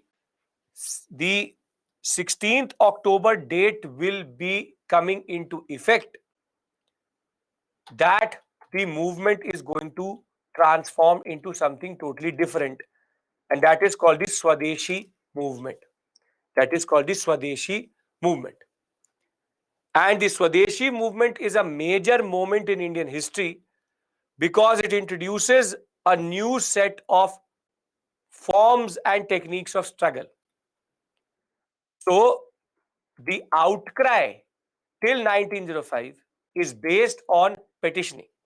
However, at this point of time, now that petitioning is going to stop and the people will find a new way to, to challenge the partition, which is called Swadeshi movement, which was launched in 1905 after what is called the 7th August 1905 oath, or 7th August 1905 memorandum or propaganda or agenda. Now, there are details and there are concepts. Details are irrelevant because you can't write it in the examination, but there are concepts which are important. So what I want to do here is new forms of struggle, concepts I want to discuss with you, and then we can go into the day to day what happened in the Swadeshi movement. Can I do this? See, understand this very, very well. I have to do at least 4 major movements with you. Swadeshi, Rowlatt, NCM, CDM, and one more, Quit India. Understand this very, very clearly, that there is no way within 250 words you can actually write each and every detail of a movement. Rather, what will be expected from you is that you understand the larger concept of the movement. So what I'm trying to do here is I'm going to very simply explain the concept of Swadeshi movement, what it actually did, and then we'll go into the nitty-gritty. Agreed? Standard. Come on. This is going to be our strategy when we cover certain areas. Yes? Okay. So in our timeline, we've come a long way in that sense, that we started our discussion in this sector. Now we are entering this sector, which is the 1905, 1906, 1907 sector. Right? Okay. Now, please pay attention to what is Swadeshi. Now,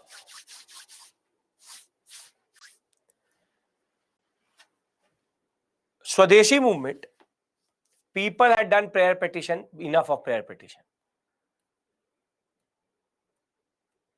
Now, Dadabhai Naoroji had said that the basic interest of the British in India is what?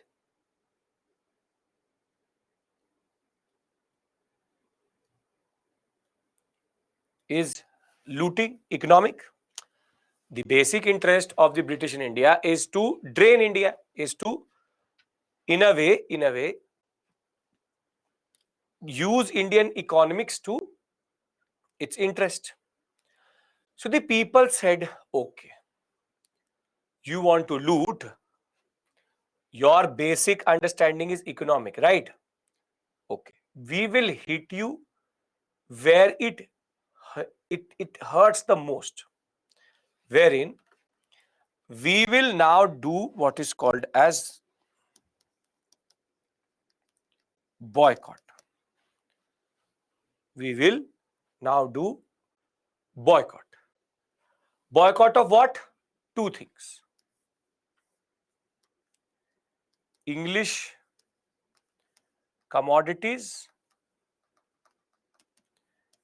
and English institutions. And what was chosen was two very important things. Cloth, British cloth, and liquor. Liquor means alcohol. Alcohol and liquor were the two things which they wanted to hit the most, specifically British cloth. What they started to do, and you would have seen this, is called picketing, and they started to burn the cloth.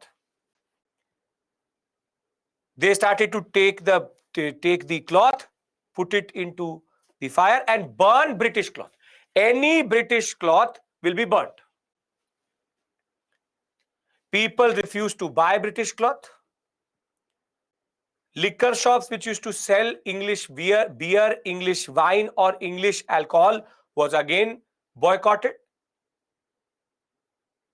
And now people came on the streets to boycott anything and everything which was British. But what is equally important is that the second boycott was about institutions, schools and colleges,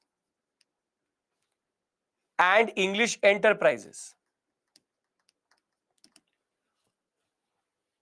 Very simply, students gave up their education in English run schools. Any enterprise which actually was run by the British, they would not buy anything of it. So the boycott of English commodities and institutions became a very important method which was totally new to the Indian national movement. The Indian national movement was based on prayer and petition. But now it was not prayer and petition, it was boycott. And there was actually a tangible impact of this because there was 25% to 30% reduction in the import of Lancashire and what is called as British cotton cloth. The British was losing close to 10 to 15% of its revenue just because of the Swadeshi movement. But what made Swadeshi was thousands of people on the roads protesting against the British. 70,000, 75,000, 1 lakh people. Imagine standing in the streets of Calcutta, 75,000 people saying that we will not allow the partition of Bengal to go through and we will burn anything and everything which is not Indian. That is why the movement is called Swadeshi. So boycott of English commodities and boycott of English institutions were extremely important ways of taking off the British from this high pedestal. Curzon may have succeeded in dividing Bengal, but he in a way united Bengal. Because this methodology was not used anywhere else till this point. It's a Bengal-centric thing, remember. And more than that, there will be 2 new words which everybody is going to now chant. The new 2 words is going to be Atma Shakti and Swaraj. People were now arguing that we have the internal capacity to rule ourselves. Atma Shakti and Swaraj. What we want is Swaraj. We want our own self-rule. And what happened was that new nationalistic literature, songs and dances come through. And the people, when they used to actually stand in the street, they used to sing Vande Mataram. The song which had now become the anthem of the Swadeshi movement. They wanted to show to the British that we are not divided the way you have divided us.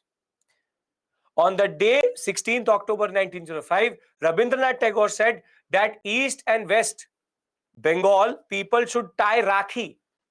And that is why Rakhi as a concept became much popular after Swadeshi movement. To show unity that we all are the same, there is this concept of Rakhi. Thereafter, Now, one of you asked me that if students are going to leave schools and colleges, then what about them? And therein comes the concept of national education and national enterprise, wherein Indian run schools and colleges, Indian run enterprises were now coming up, wherein the school was not run by the British but by Indians. There were enterprises which were now replacing what the English institutions were being boycotted about. Throughout this period, Samitis will play a very important role. This will be the volunteers which will go around to spread the message of Swadeshi. More than that, the new way in which the cultural expression came through was also extraordinary, in the sense that based on the concepts of self-rule and self-reliance, Atma Shakti and Swaraj, now cultural expressions are also coming through. So in India, Swadeshi movement is a breakthrough movement. The extremists burst into the nationalistic agenda and nationalistic history with a bang, which is called Swadeshi.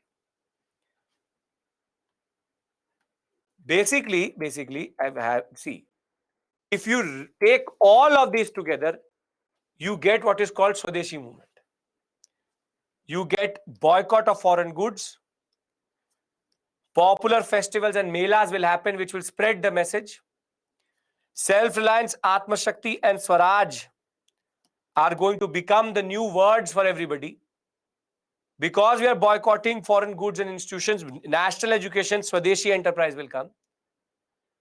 Meetings, processions, cultural sphere, everywhere we'll see a imprint of Swadeshi. Now, what is the point of this discussion?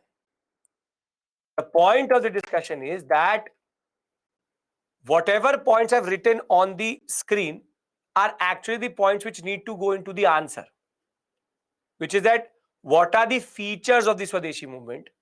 So the features of the Swadeshi movement is boycott of both commodities and institutions, the concepts of self-reliance, Atma Shakti and Swaraj, the concept of national or Swadeshi education and Swadeshi enterprise, Samitis being the spearhead. This is the leadership. The leadership comes from the Samitis.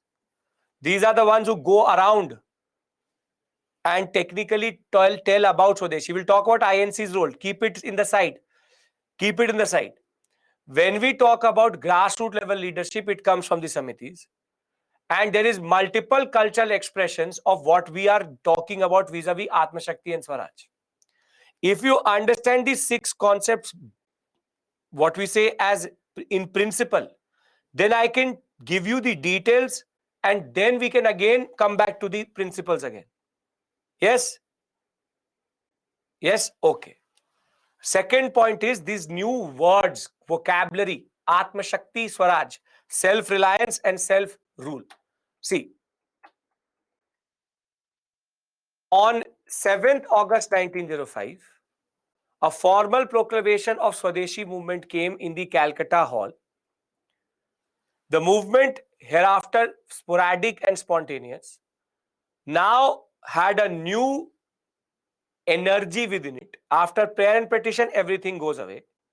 So at the town hall, what will be formed is the Swadeshi Bandhav Samiti, and it will be given the task to spread the basic mandate of Swadeshi movement.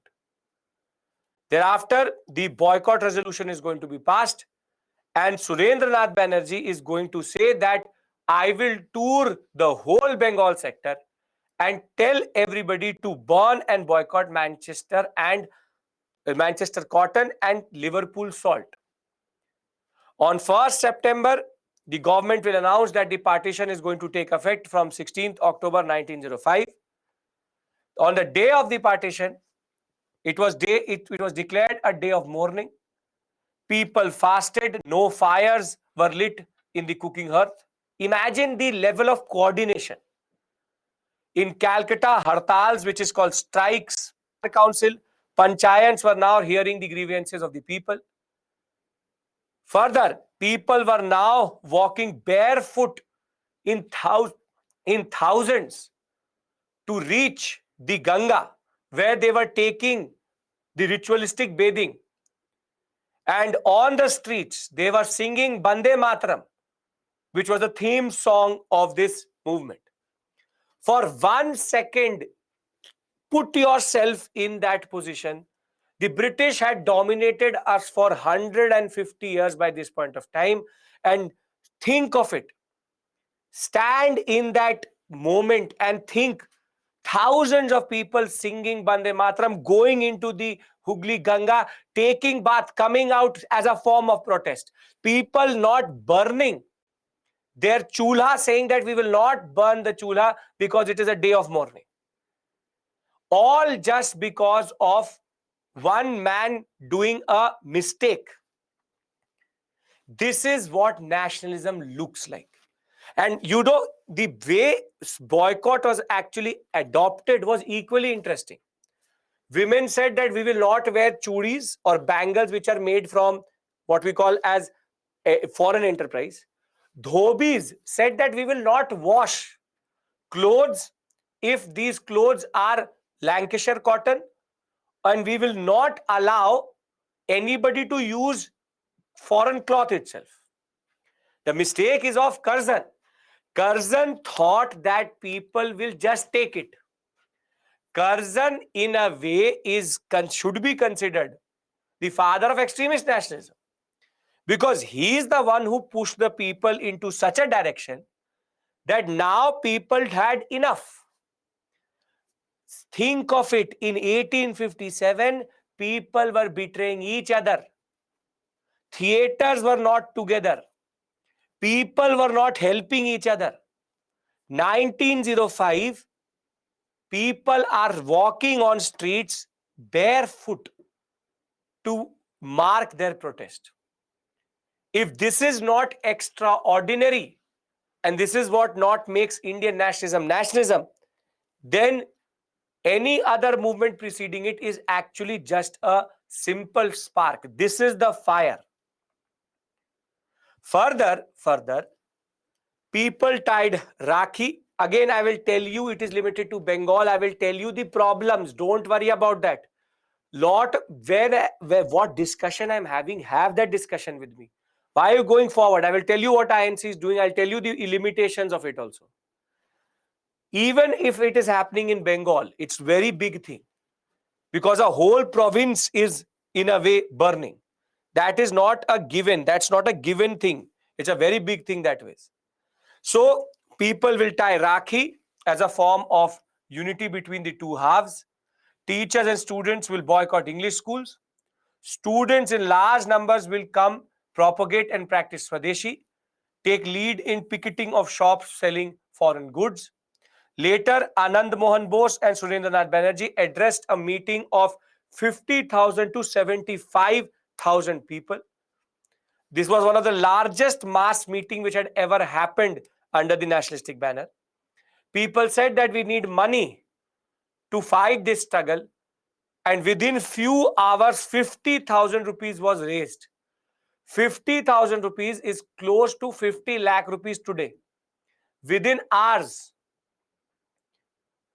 people were ready to pay, because these samitis, they needed money to do this. People who needed to burn their clothes needed to buy clothes also. All of that was actually coordinated through the samitis. Samitis basically played a very important role in coordinating everything.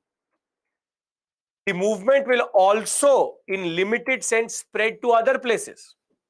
In Pune and in Bombay, Tilak will try to raise the voice against Swadeshi or towards Swadeshi. In Punjab, Lajpat Rai and Ajit Singh, the uncle of Bhagat Singh, they will actually take the lead and spread the message of Swadeshi. In Delhi, Syed Haider Raza. In Madras, Chidambaram Pillai. From Rawalpindi to Kangra to Jammu to Multan to Haridwar, there will be spontaneous small movements which will be showing solidarity to Swadeshi, which is happening in Bengal, though in limited sense. And therein we'll discuss the concept of the INC and the tussle between moderates and extremists. The simple point of the matter is that British cloth was burned in every district, and the British import into Bengal fell by 5 to 15 times between September of 1904 to 1905. The British India Steam Navigation Company was there. It was boycotted, and Chidambaram Pillai started his own Indian-owned company, registered as Swadeshi Shipping Company. This is your Swadeshi enterprise. Thereafter, you have cultural expressions also. So the technique was to boycott anything and everything which was foreign, from government schools to colleges to courts to organizing strikes. There was public burning of foreign cloth. From corner to corner in Bengal, everywhere where you see, burning of cloth was happening. Women refused to wear bangles made out of foreign glass. Do not serve in foreign utensils.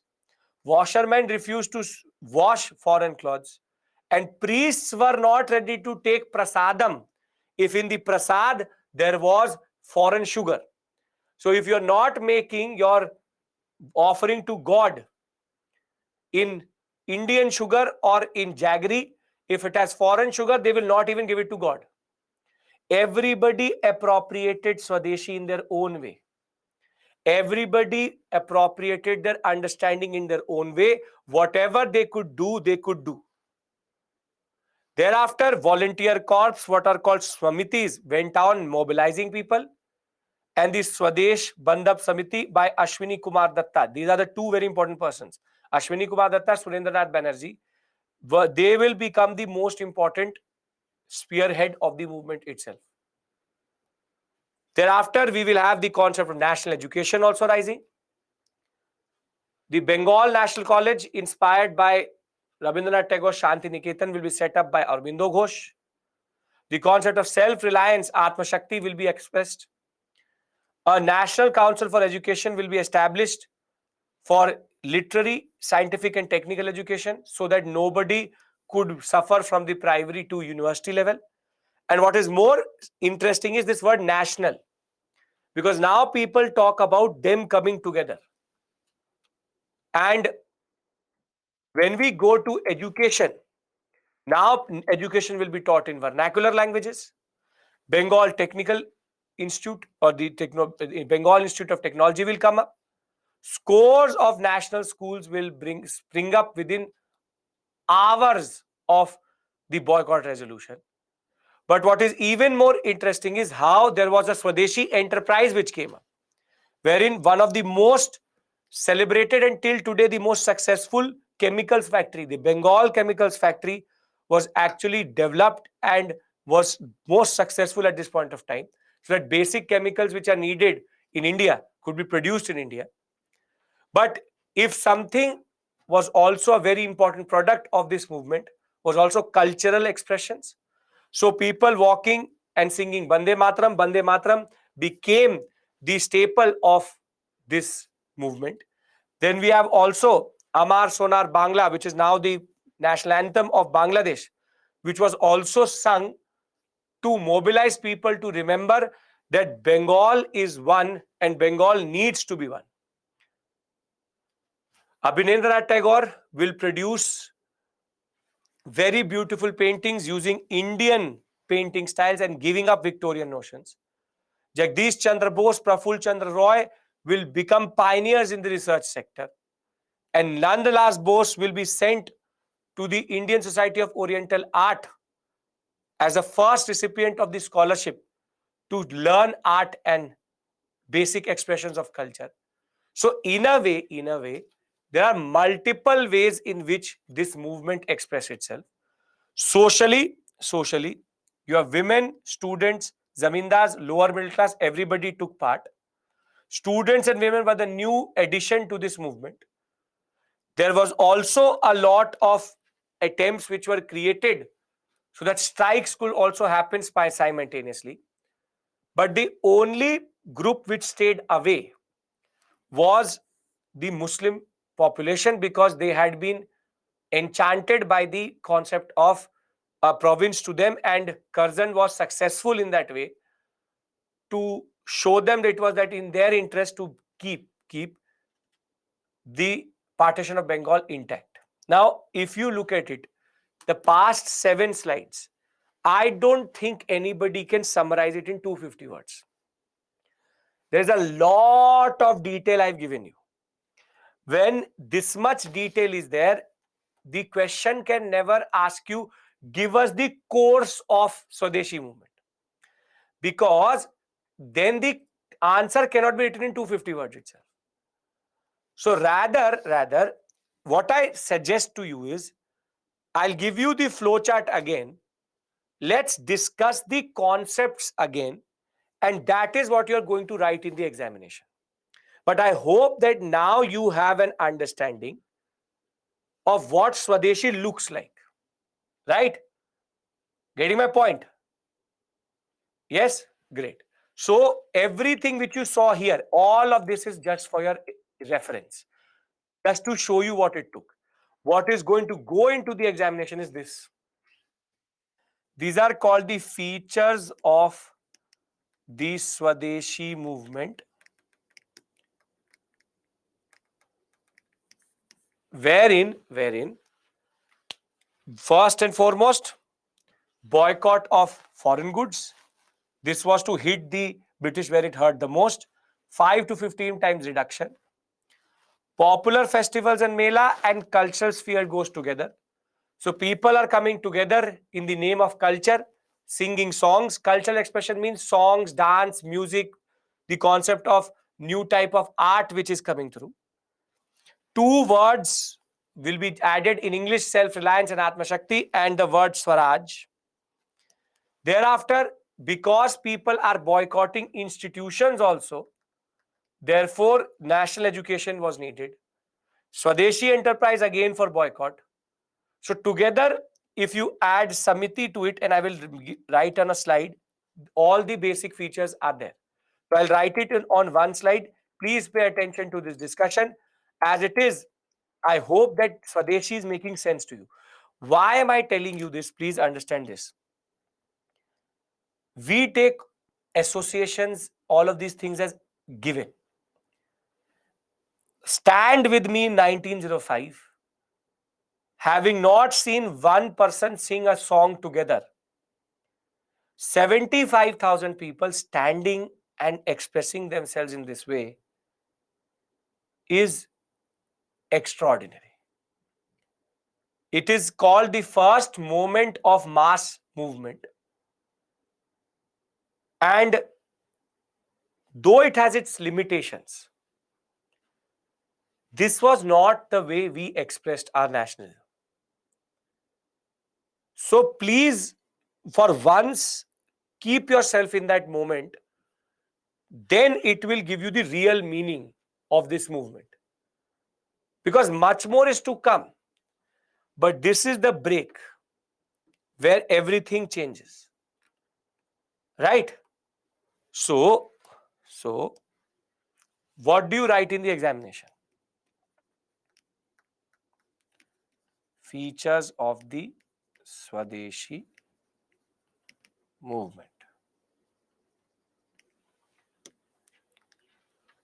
First one, the boycott of foreign goods and commodities. Second, the boycott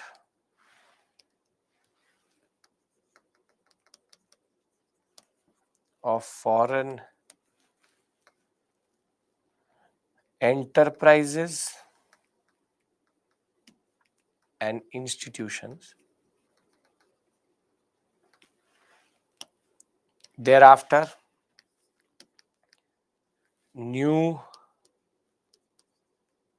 I would say not new vocabulary, but new concepts of self-reliance, Atma Shakti, and self-rule, Swaraj.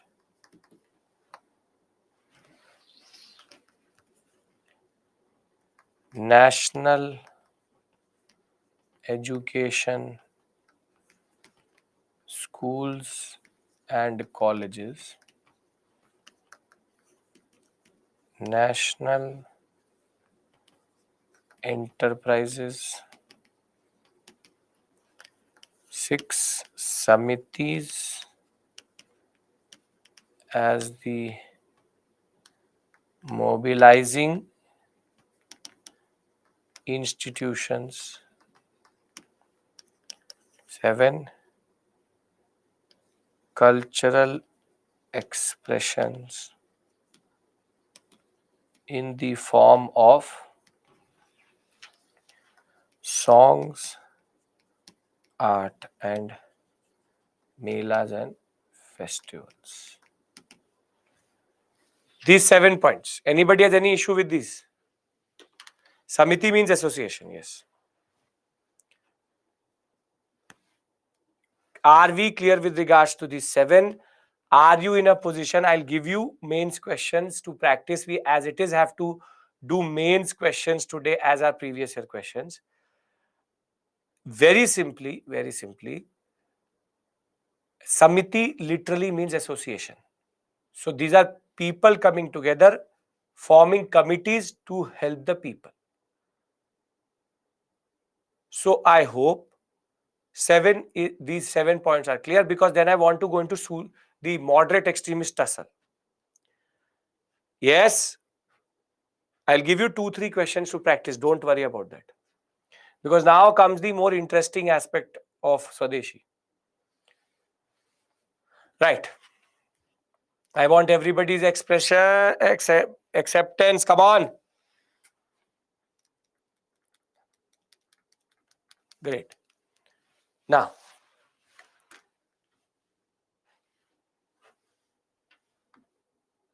why need samitis? INC was already there. Sayadri, I'll tell you why you need samitis. Because INC does not go to the grassroots level. But more than that, INC was in disarray at this point of time. I will tell you that. Can we talk about the INC? We are waiting for INC. Enterprises means companies. Okay. Now, see, in the background, the Swadeshi movement is on. Swadeshi movement is on. So the background is Swadeshi movement. So now the question is, how should INC respond to it? How should INC respond to it? One thing should be clear, that the majority of the members are part of our moderates,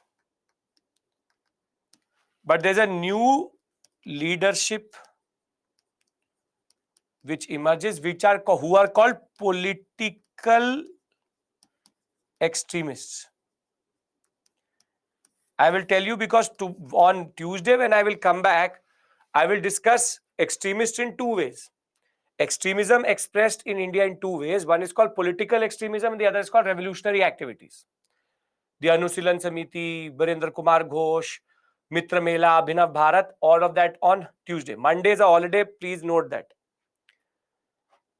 Now, the new leadership which are political extremists, specifically Lala Lajpat Rai, and you have Tilak along with Bipin Chandrapal, Bipin Chandrapal, they are still in the minority. They are still in minority within the INC. Within the INC, they're still in minority. Now, 1905, you have the Banaras session. Remember, all what we call as INC sessions happen in December. So they all happen in December. This was a standard thing. In the end of the year, they meet. December of 1905. So they're meeting in December of 1905. Has the Swadeshi movement started? The sessions I'm telling you are important. But the ones I discuss in class directly, very, very important. So the Swadeshi movement has already started in August. And already by October, partition has also happened. So now at the Banaras session, the president is no one other than Gopal Krishna Gokhale.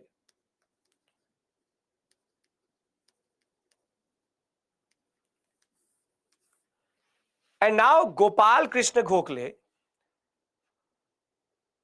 is under pressure. He is under pressure from Tilak, from Lala Lajpat Rai, that the INC should adopt the Swadeshi program, and send it to every part of India and make it into an all India level movement. So whilst the moderates are ready to endorse the Swadeshi program, what we discussed the features, for Bengal, the extremists rather want that the program should be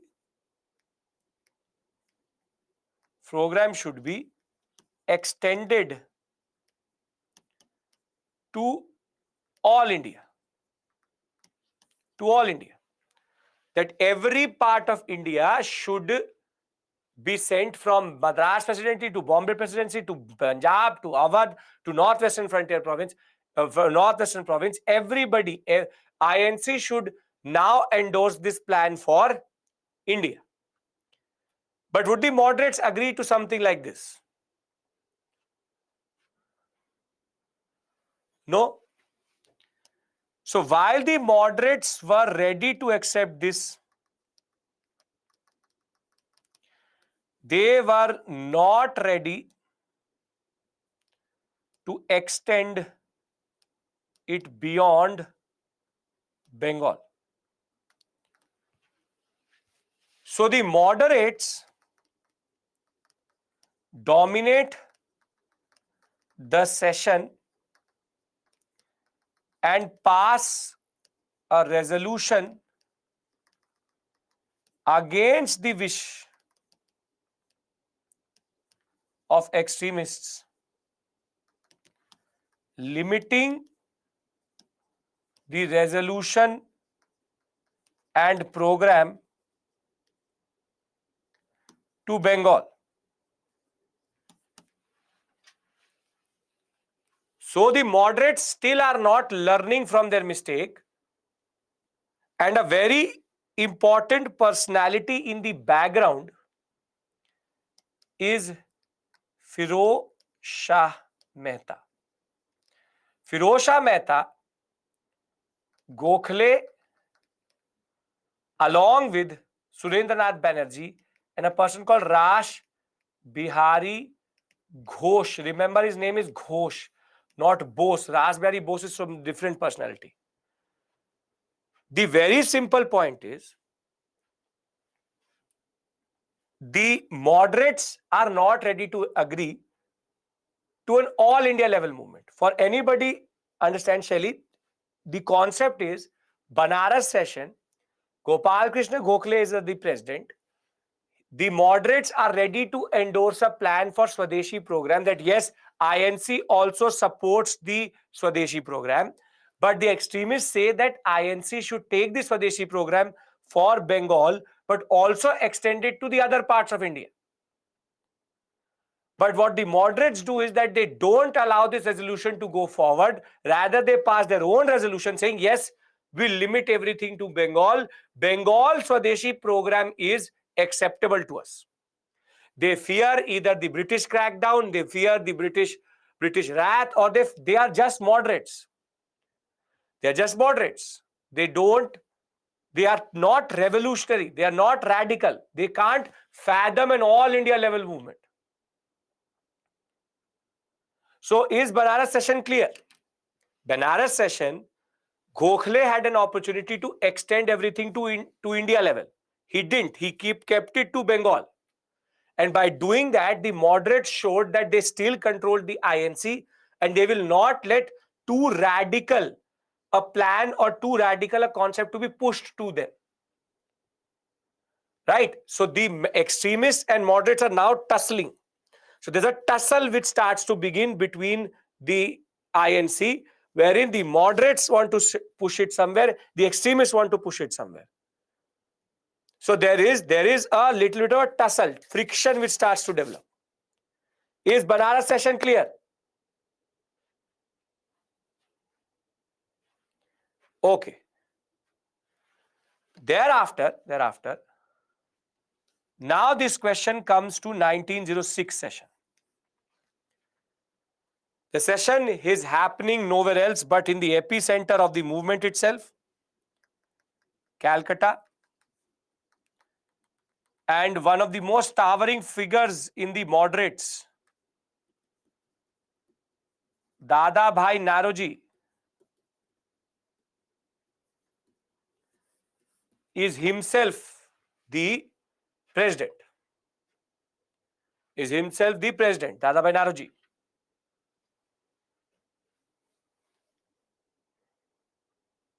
Which one want to limit? Moderates want to limit the resolution to Bengal. Extremists want to take it beyond Bengal. Now, everything I'm writing down is already in the PPT. Listen to me, your issues are totally different. December of 1906, Calcutta session, president is Dada Bhai Naroji, and the question is again coming up, which is what to do with the Swadeshi program. What to do with the Swadeshi program. So there is a tension between moderates and extremists. This tension is building up. Now Dada Bhai Naroji, who is the president at this point of time, he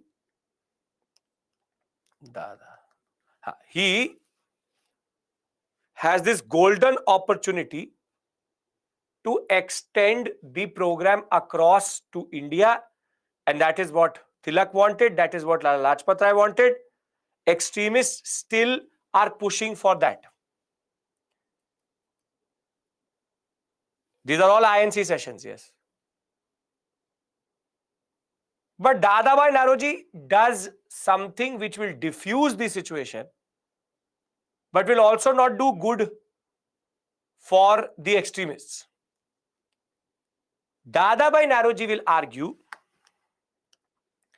that the INC endorses the Swadeshi movement and program,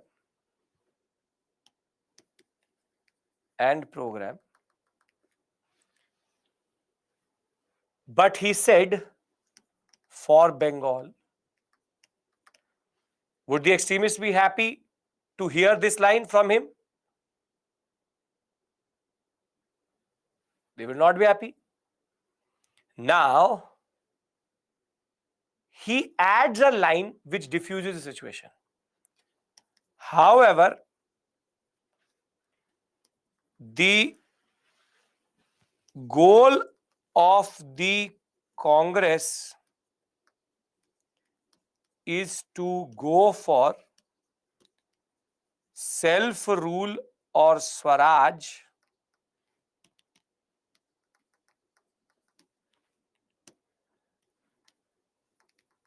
within the empire or British colonies. Now he said it also, but he said it in the wrong way also. He said INC endorses Swadeshi movement and program for Bengal. However, for the first time, it comes out of the mouth of a moderate. Self-rule, Swaraj. He says Congress will go for Swaraj as its goal. But he says a very important line thereafter. Within the empire. अब moderate निकल आया. The moderatism comes out. That within the empire means that he is not asking for complete independence. He is in a way asking for the concept that you give us self-rule, but you still remain our head of state. I'm not going to use that word dominion status here because dominion technically is not what he's applying to. But technically what he's saying is you give us our own. The concept was going to be imagine that today the president was appointed by the English and prime minister is appointed by us. This would be called self-rule within the empire. That the ultimate executive is the Britisher, but we have partial autonomy. Think of it as partial independence. As of right now, you can do that. Because when I'll discuss Nehru report with you, then I will talk to you about the concept of dominion status. That's a separate issue altogether. But the point is, at least he says Swaraj. And when he says Swaraj, he says it within the empire. So for 1 second, Tilak and Lala Lajpat Rai closed their ears to not hear the second part. They were just happy that at least Dadabhai Naoroji, a towering personality, was ready to say that we were going to go for self-rule and Swaraj.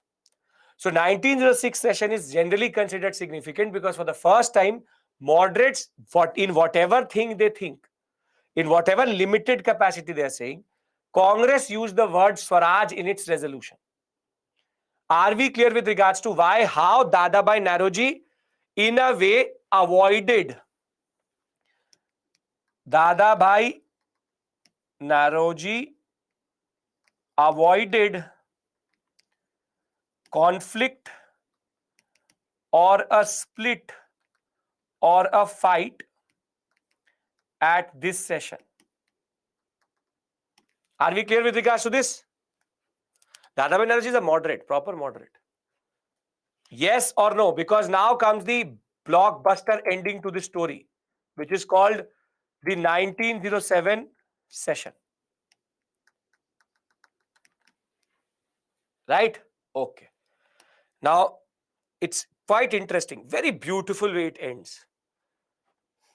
No, what is within the empire? The concept of within the empire is that we get certain type of our government, but the British still rule us. Think of it like that. Within the empire. Think of it like that. You get partial independence. Simple point of the matter. Okay. Now, please pay attention. Think of it like how the states are. Are states fully autonomous in India? No, they are technically ruled by a single center. Think of it like that they gave us states in which we have our own CM, but the PM is still Britisher. That way you can think of it. Now, the 1907 session. The 1907 session was actually not planned at Surat first. It was actually planned at Nagpur. But there's a rule, the president of the session cannot be of the same province in which the session is happening. So, for example, Gopal Krishna Gokhale could not be coming from Bengal, could not be in the Calcutta session. So, if you are part of that presidency, you can't be the member or the president in that regard. The president is elected from within the members itself. But the simple point of the matter is that, very simply, the rule says that if you're from the same province, same presidency, you can't be the president. Can we agree to this rule? As much as absurd it may be, I don't care. We can agree to this. Now, the extremist said that in order to actually make the INC do something, we need to get the presidentship. We need to get the presidentship. So Tilak was considered the candidate. So the extremists said, let's create the candidature for Bal Gangadhar Tilak. Bal Gangadhar Tilak can be the president, and then we say Swadeshi for all India. This was the plan. Now somebody went into the ears of Firozshah Mehta and said, Tilak is getting ready to become the president. And Tilak is such a high towering figure in India that nobody could ever defeat him vis-a-vis a president election. So now the moderates come up with a plan. See, Nagpur and Surat are in two different provinces at this point of time. Nagpur doesn't fall under, as of right now, in the Bombay presidency. It's part of a smaller area which was called, later named as Central Provinces. On the other hand, Surat falls under Bombay presidency. So the initial plan to do it at Nagpur could not have debarred Tilak from becoming the president. So the moderates, what they do is that they shift the session to Surat. And by shifting it at Surat, automatically Tilak becomes debar. Now Tilak can't stand because it is in the same province from which he comes from. Now the extremists now start to boil over that these moderates, rather than taking it at Nagpur, last moment when you change, why? So basically, now it's an explosive situation. Everybody who is now going to reach at Surat, and the president who has now been chosen is unfortunately and not acceptable to everybody, Rash Bihari Ghosh. Coming from Calcutta, he could stand in Surat. Now Rash Bihari Ghosh has been, a moderate has been accepted as the president. Now imagine with me, it's beautiful. The Nagpur session, the Surat session is happening, and it's a very big hall. It's a big hall. 1,500 delegates were planned to come to this location, Surat.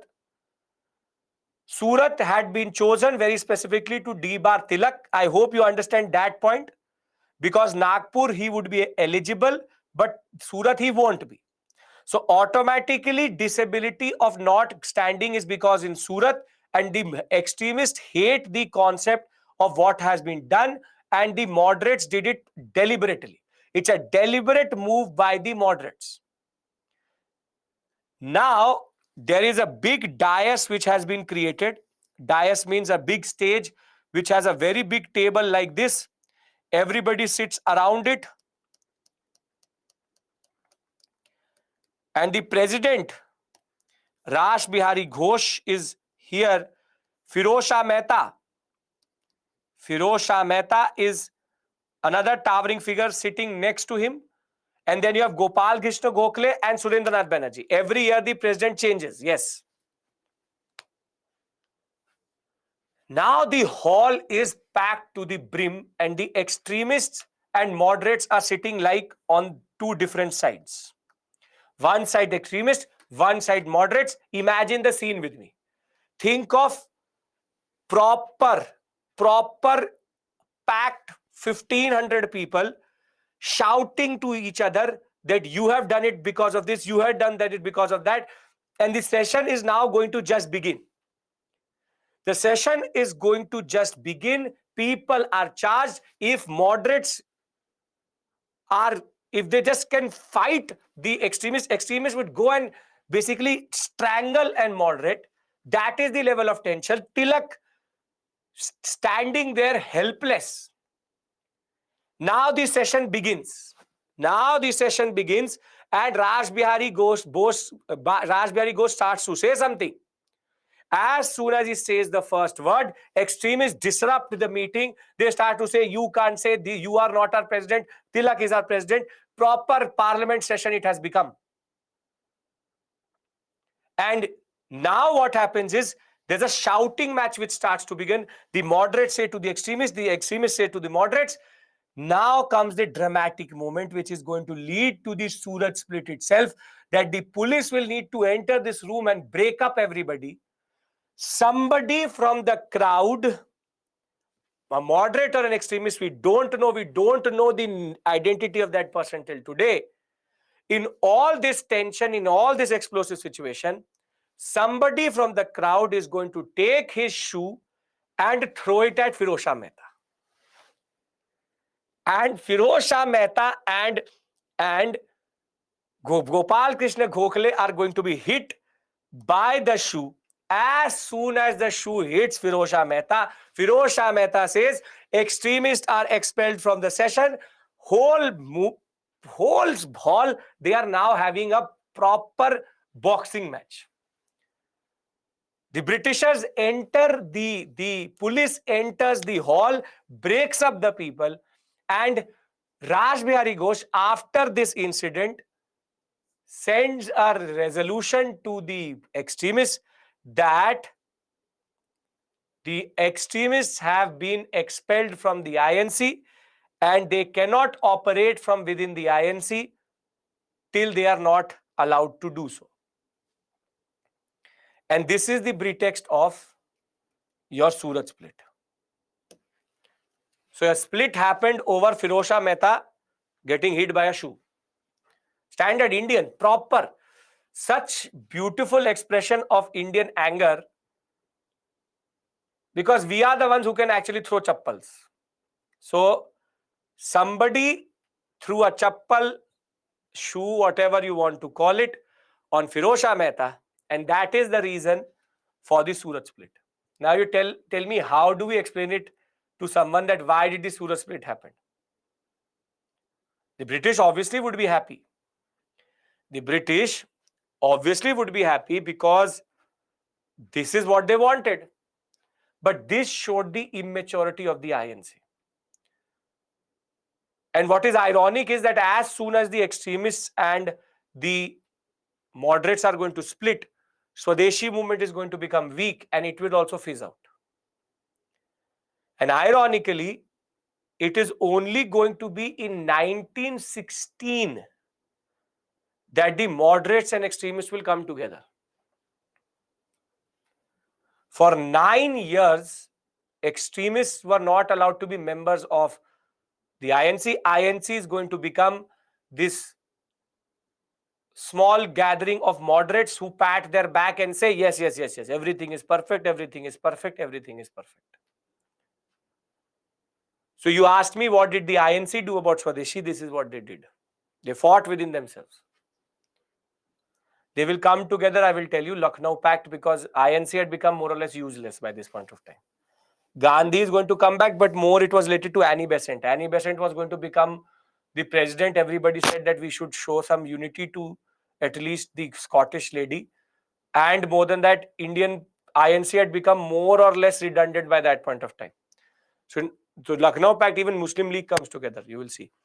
As of right now, do you understand the importance of 1905, 6 and 7 session? Can you remember their presidents? And now do you know why the Surat split happened? If you understand it, I'll read it out of the PPT also. Yes? Okay. Climactic moment, shoe being thrown to the head of Firoz Shah Mehta. Okay. Now, let's read the story. And then we can talk about formation of Muslim League, and then we'll do previous year questions. Tilak is an extremist, yes. In the December of 1905 session, Banaras session, Gopal Krishna Gokhale was the president. Extremists had differences with the moderates at this point of time also. Firoz Shah Mehta is a moderate, yes. The extremists wanted to extend boycott and Swadeshi to regions outside Bengal and also to include all forms of associations within the boycott program and start a nationwide mass movement. The extremists wanted a strong resolution supporting their program at the Banaras session. The moderates, on the other hand, were not in favor of extending the movement beyond Bengal and were totally opposed to a boycott program of councils and associations. They advocated constitutional method of protest standard as a compromise, a relatively mild resolution condemning the partition of Bengal and reactionary politics of Curzon was passed, supporting the Swadeshi movement in Bengal only. This succeeded in averting the split in 1905. In 1906, the word Swaraj was used for the first time by Dadabhai Naoroji, though its connotation was not fully spelled out, and there were difference in interpretation of moderates and extremists. The extremists were, however, encouraged by the fact that at Calcutta session, a call for passive resistance, boycott, colleges, legislative council, and municipalities and law courts was passed at least. However, the extremists wanted the 1907 session to be held in Nagpur, central provinces, with Tilak or Lala Lajpat Rai as the president, with a reiteration of Swadeshi boycott and national education resolutions. However, the moderates wanted the session at Surat in order to exclude Tilak from the presidency, since leader of the host province could not be the president of the session, Surat coming in the same home province of Bombay as Tilak. Instead, they wanted Raj Bihari Ghosh to be the president and sought to drop the resolution of Swadeshi boycott and national education. Both sides adopted a rigid position, leaving no room for compromise. The split became inevitable, and Congress was now dominated by moderates who lost no time in reiterating the Congress commitment to the goal of self-government within the British Empire and constitutional method. Both sides came to the session prepared for confrontation. Everybody had lathis, chappal, juta, everything they brought in them. In no time, 1,600 delegates were shouting, coming to blows and hurling chairs at each other. In the meantime, some unknown person hurled a shoe on the dais, which hit Firoz Shah Mehta and Surendranath Banerjee. The police came, cleared the hall, and the Congress session was over with the Surat split itself. Right? Done, Surat split. Can I give you 2-3 questions so that you can understand what to do with this information? Yes? Okay, very good.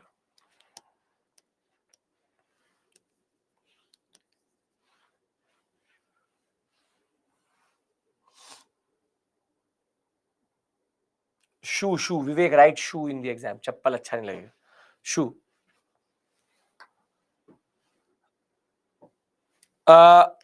You have, I'll give you 2 questions. First, I'll give you a question on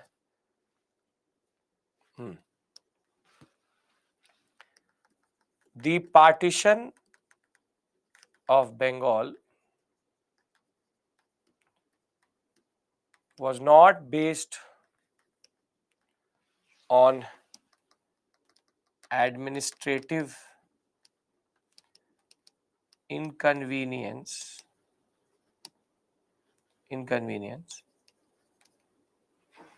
but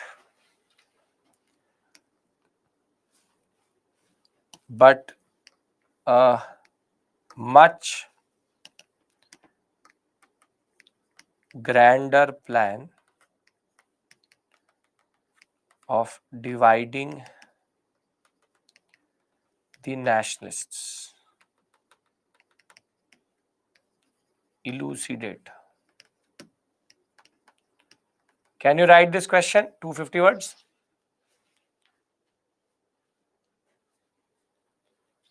Okay. The second,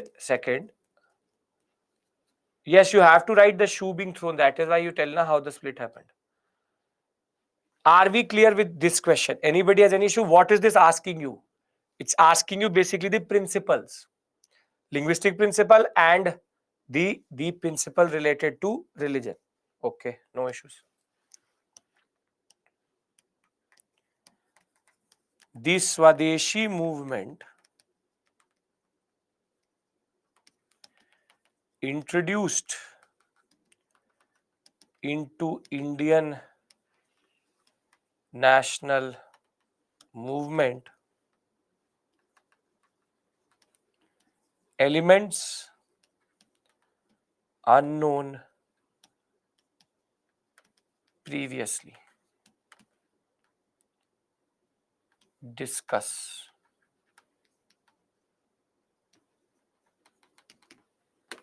What is this question asking you? Ilma, the first question you don't write Swadeshi. Second question is asking you what?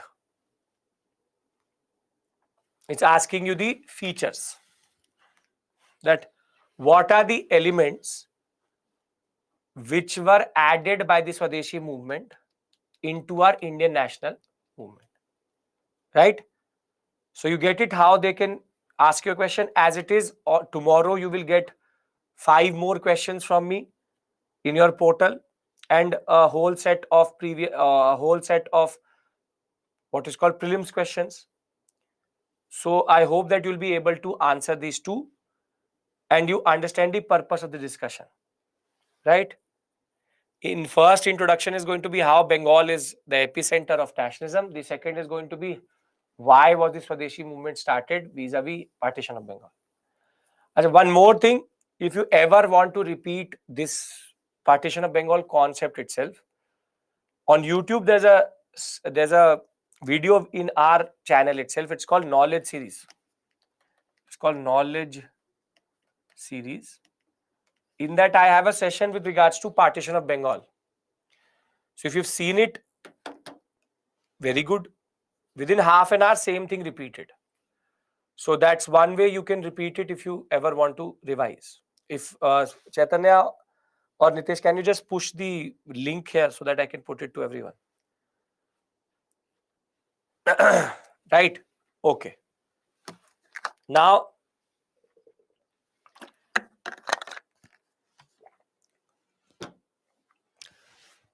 we are clear about all of this.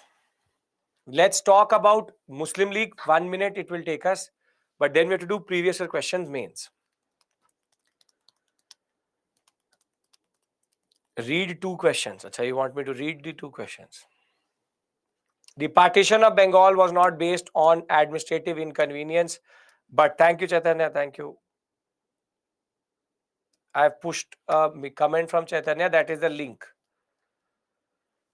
The partition of Bengal was not based on administrative inconvenience, but a much grander plan of dividing the nationalists. Elucidate the Swadeshi movement introduced into the Indian national movement. Indian national movement elements unknown previously. Discuss. Okay. Now, see, a very small thing which I need to discuss with you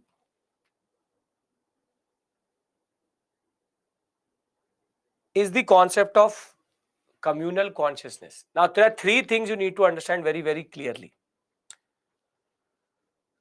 Hindus and Muslims in India had stayed for 600 to 700, 800 years without a need for a separate country. Indo-Islamic culture was an amalgamation of Hindu plus Muslim plus different elements out of India. So one thing should be clear in your mind is that there was no natural antagonism between these two communities. In the same mohalla, these same religions stayed for hundreds of years without any issue. Partition of Bengal did go through, only annulled in 1911, I will tell you that. So remember one thing, that there is nothing natural between conflict between religions in India. It is rather the British who cultivated it. And this relationship was cultivated very systematically, because as the INC will become more and more powerful, there was a need to undercut the INC power, and that was through the Muslim politics. So as to say that INC does not represent the Muslims. But in 1906, there was a organization which was formed, which was called Muslim League. It's called the Muslim League. It was developed at Dhaka. Basically, it was developed by Curzon's understanding, who had taught the Eastern Bengal intelligentsia that it is in your interest to stay away from Swadeshi movement. The British had taught us that separate interests and separate agendas were linked to Hindus and Muslims. That Muslims and Hindus cannot be together because their interests are different, which is not true. But the British taught them. They said, see, if there are 8 positions within the in the provincial council, if you stay within the undivided Bengal, you will get 2. Now you get 8. So the concept is some men, and Muslim League did only represent some men, some handful of men, just because they wanted some power in their hand and a stable income from the British, they sold off India and in that sense also created Pakistan. So Dhaka 1906, a person called Sultan Muhammad Shah, and he was having a title which is called Aga Khan. Aga Khan is an honorary position and basically the spiritual post of Shia Muslim community. Basically, there are Sunnis and there are Shias. There are 2 communities within Muslims, Shia and Sunni. He is actually representing the Shia community. He is the spiritual head of them. He will actually form this body as called the Muslim League. You will have Nawab Wakar ul Mulk and Nawab Mohsin ul Mulk, who will be also part of it. But basically, Jinnah was not part of this movement initially. Jinnah's first membership was actually in the Indian National Congress. He was first a part of the INC, then he became a member of the Muslim League. And that change comes when we will discuss in 1909, there will be what is called a Shimla deputation, with 58 delegates of Muslims all across India will go and meet the Viceroy to say that we have our own interests. And in that group, you had Jinnah, Jauhar, Shaukat Ali, Hakim Ajmal Ansari. Hakim Ajmal Ansari is the only person who was a president of the Congress also, the Muslim League also, and the All India Khilafat Committee, which is non-cooperation. First Chancellor of Jamia Millia Islamia, and you also have the Raja of Mehbubabad. The point is, my discussion doesn't really matter with regards to who formed the Muslim League. I want to tell you one thing for sure, and you need to note this very, very clearly. The Muslim League never amounted to nothing till 1936. And I will teach you this when I will reach those periods. Between 1906 to 1936, the Muslim League was 0. Nobody knew Jinnah. When the 1936 elections will happen, Jinnah and Jinnah's Muslim League. Shalu, I'll discuss similar deputation. Don't worry about that. The 1906 to 1936 period, when in elections will happen after the government of India Act 1935, the Muslim League got within the Muslim community 3% vote share. 3% vote share from all Muslims in India. But you fast forward 10 years to 1946, and Muslim League had 89.9% of the Muslim vote. And this 10-year is the period of Lilithgo. Jinnah was made from zero to hero by Lilithgo. So understand one thing, that there is nothing natural about communities fighting in India. Somehow we forgot a lot of things which the British taught us, but we remembered this thing for sure. So the concept of communal consciousness, the concept of this divide and rule, I will keep on developing. But as of right now, Swadeshi, formation of Muslim League, generally what we've discussed in this class, if it made sense, I would like to go to the previous year questions of mains. Are we clear? Whatever discussion we've had till this point, everything made sense. No issues at all. Generally clear in your mind, right?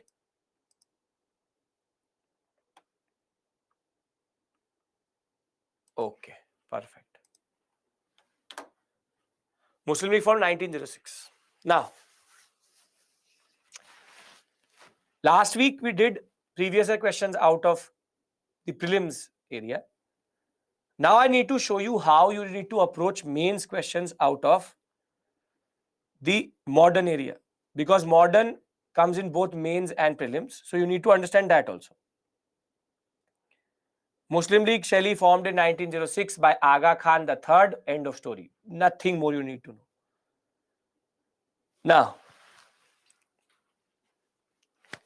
let's look at the different type of questions which have come previously till this point which you've read. In 2021, we got a question. Trace the rise and growth of socio-religious reform movements with special reference to Young Bengal and Brahmo Samaj. Now, how do you approach this type of question? First thing to be noted is 150 words. So you don't have a lot of words to play with. You don't have a lot of words to play with because it's only 150. So here you have to discuss the rise and growth of social religious reform and also have to mention about Young Bengal and Brahmo Samaj. Now, how do you write this type of question? Intro, body, conclusion. In the introduction, you need to talk about the context in which social justice reform movement started. So you would have to write, for example, that since the advent of the British in India, they had expanded and consolidated their position very systematically. And once they had introduced the concept of education policy, the next zone of intervention was the social. However, they were only ready to influence or interfere in legislative reform, specifically sati, infanticide, and slavery. So therefore, there was a need for the Indians to take command and change India. Now, the first part of your body is going to deal with rise and growth. So you would have to say why did the social religious reform movement happen? So in the body, you will write that, for example, the middle class intelligentsia did not like the critique and the way missionaries were criticizing Indian society. There were social evils in India which persisted, so there was a need for a better outlook also. So it is based on the moral justification which the British gave for its rule in India, along with the concept that the British were using and criticizing this concept to rule us. So therefore, our reformers rose up to the occasion and went after the social evils of child marriage, no widow remarriage, this, that, whatever you want to write. Now you will say there were two very important movements which arose or rose out in India, in Bengal. One, the Brahmo Samaj, and the Young Bengal. Now you tell me one thing. Do you have the space to write the whole history of Brahmo Samaj? No. Obviously, you will not write Brahmo Samaj became Brahmo Samaj, Adi Brahmo Samaj. No. You will just say that Brahmo Samaj represented the following and its contribution is as such. Young Bengal started by Henry Vivian Derozio, too radical for its time. And conclude by arguing that these two movements were very important, but other personalities such as Ishwar Chandra Vidyasagar, Pratna Samaj were also organizations which allowed the social justice reform movement to become what it is generally. Clear? So it's not a difficult question. It's a very straightforward question. It's about how you divide your words. Because writing these questions in 150 words is a challenge. So much to write within so less words. Right? That is the problem. Then you see, clarify. Now this question is not of history but of English literature. Clarify how the mid 18th century India was beset with the specter of fragmented polity. In conclusion, in that question, you write the importance of the socialist reform movement. Now, this question, how many pages is 250 words, is dependent on your handwriting. Small handwriting can come in 1 page. In big handwriting, it will go to 1.5 pages. So it's not pages which the teacher is going to check. Please write as much as you want right now. We can reduce the wording later. Right now, it's about writing in the right grammar and you're answering the question. That is what matters. Now, what is this question technically talking to you about? What is this question about?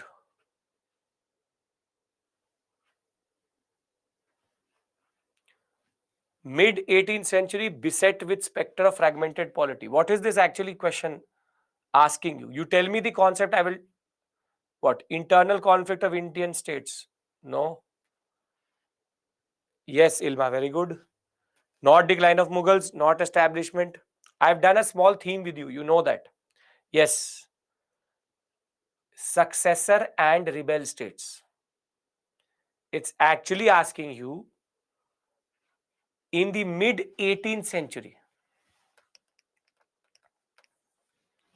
India was beset with spectre of fragmented polity. Beset means that if you look at the Indian political structure, the main thing which is marking it is fragmented polity. So fragmented polity means Bengal, Awadh, Hyderabad, Carnatic, Sikhs, Marathas, Rohillas. So is this question actually difficult? No, you don't have to discuss the wars here. You actually have to discuss the political scene of India. You would have to say that yes, the mid 18th century was marked by spectra fragmented polity, and we can divide it into two parts: the successor states and the rebel states. Now, just one line about each one of them, and this question was 150 words. You will easily reach there. You want to put in a rough map, you put it, but your word should not be less. Simple point of the matter is that this question, you need to understand the question. The problem is not answering the question. For example, if you write, that Bengal, you will say successor state, Bengal. It was made independent by Murshid Quli Khan. Thereafter, it was Sujaud-Dawla Alivardi Khan who made it even more stronger. But the most important personality was Siraj-ud-Dawla. Chinkilich Khan is the one who made this. Mysore came out of the Vodeyar. That way, you need to just write 2-3 lines about them. not less, not more. So you mark them on a map, but the map will take time. The map will take time. You have to write this answer within 7.5 minutes, 8 minutes. You can't do it with a map. So don't try to push in maps. It's not a geography question. Getting my point? The point is this question is not difficult to answer. It's difficult to understand because it's wording the question in a very difficult way. So that's why I said this question is not of history, but actually of English literature. If you can understand the English literature aspect, which is the language, beset, spectre, fragmented polity, you will automatically understand it. Right? Okay, very good. Now, examine critically the various facets of the economic policies of the British in the mid 18th century till independence. Are you capable of writing the basic features of land revenue settlements, how it is linked to commercialization, and then how it is linked to deindustrialization in 250 words? Anjali, how to understand the question? You need to read, your vocabulary will increase, you will understand it. So this question is just asking you, what was the logic faces? Facets means features. Revise and you will be able to write. The feature was land revenue settlement. Permanent settlement went with Zamindar, Bengal sector. Cannot write too much here again. Then you will write Dharatwari, South India with the Rayat. Malwari at the Mahal in the northwestern sector. All of this led to the concept of forced commercialization. Forced commercialization was based on the need of the British and our peasants. Thereafter, third, deindustrialization. 10, 10, 10, 10, 10, 10 lines, 20, 20 words, 30, 30 words about each one of them, and your answer will be complete. So it's writing till independence. You can add drain also. Don't use diagrams. Don't do this in the examination that you make a diagram and let the examiner decide. You see. No. Don't never do that. Don't leave it to the examiner I've given it to you, you figure it out. Don't do that. Write the answer. Making flowcharts is for your understanding, not to give it to the examiner. So don't like I made a box. Land revenue equals to commercialization equals to deindustrialization equals to drain equals to famine. Now you stop. Now you figure it out what you mean by that. Don't do that. Basic structure is going to be paragraph, then points, then again paragraph. Don't write too much about anything. Land revenue settlements, if you write about one, it will become too much. So you just have to keep it simple. 2-3 lines, 2-3 lines, 2-3 lines. Subheadings, if needed, can be given, but should be avoided generally. But if you need it, you can. You can. Okay. Now, should we give balanced perspective? Yes, you give balanced perspective. What we write in introduction, conclusion. Introduction introduces the topic, conclusion gives you significance, impact.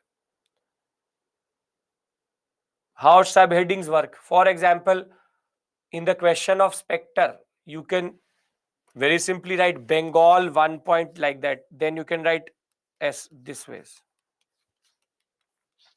But it becomes too much. When it's too much, it becomes too much. That is why I say avoid it. Avoid it.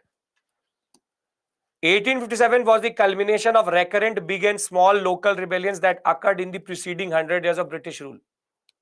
A very easy question. We've already seen that. It's asking you the causes. That's it. So this question is very easy, generally. Okay. No, you are saying body is easy, introduction, conclusion difficult. It's the other way around. Body is 100 words. Introduction, conclusion is 30 and 20 words. So writing 30 words, you can only give 2-3 lines. What should be easier should be writing the introduction, conclusion. Introduction is always writing this is related to this is related to that. Historical context. On the other hand, the conclusion, impressive introduction. What do you mean by that? You write nothing in the body. By introduction, conclusion, you will get marks. Obviously, you will want. Students do this. They write very heavy words in the introduction, and then I look at the question. They've not even given the subject matter. They're not answering the question also. Don't do that. The introduction should be as small and crisp as possible. It is the body where you get the marks, where you're answering the question. Conclusion, again, nobody really cares. 2 lines you write, that is enough. First, learn how to write a body. Conclusion and introduction, we'll figure it out.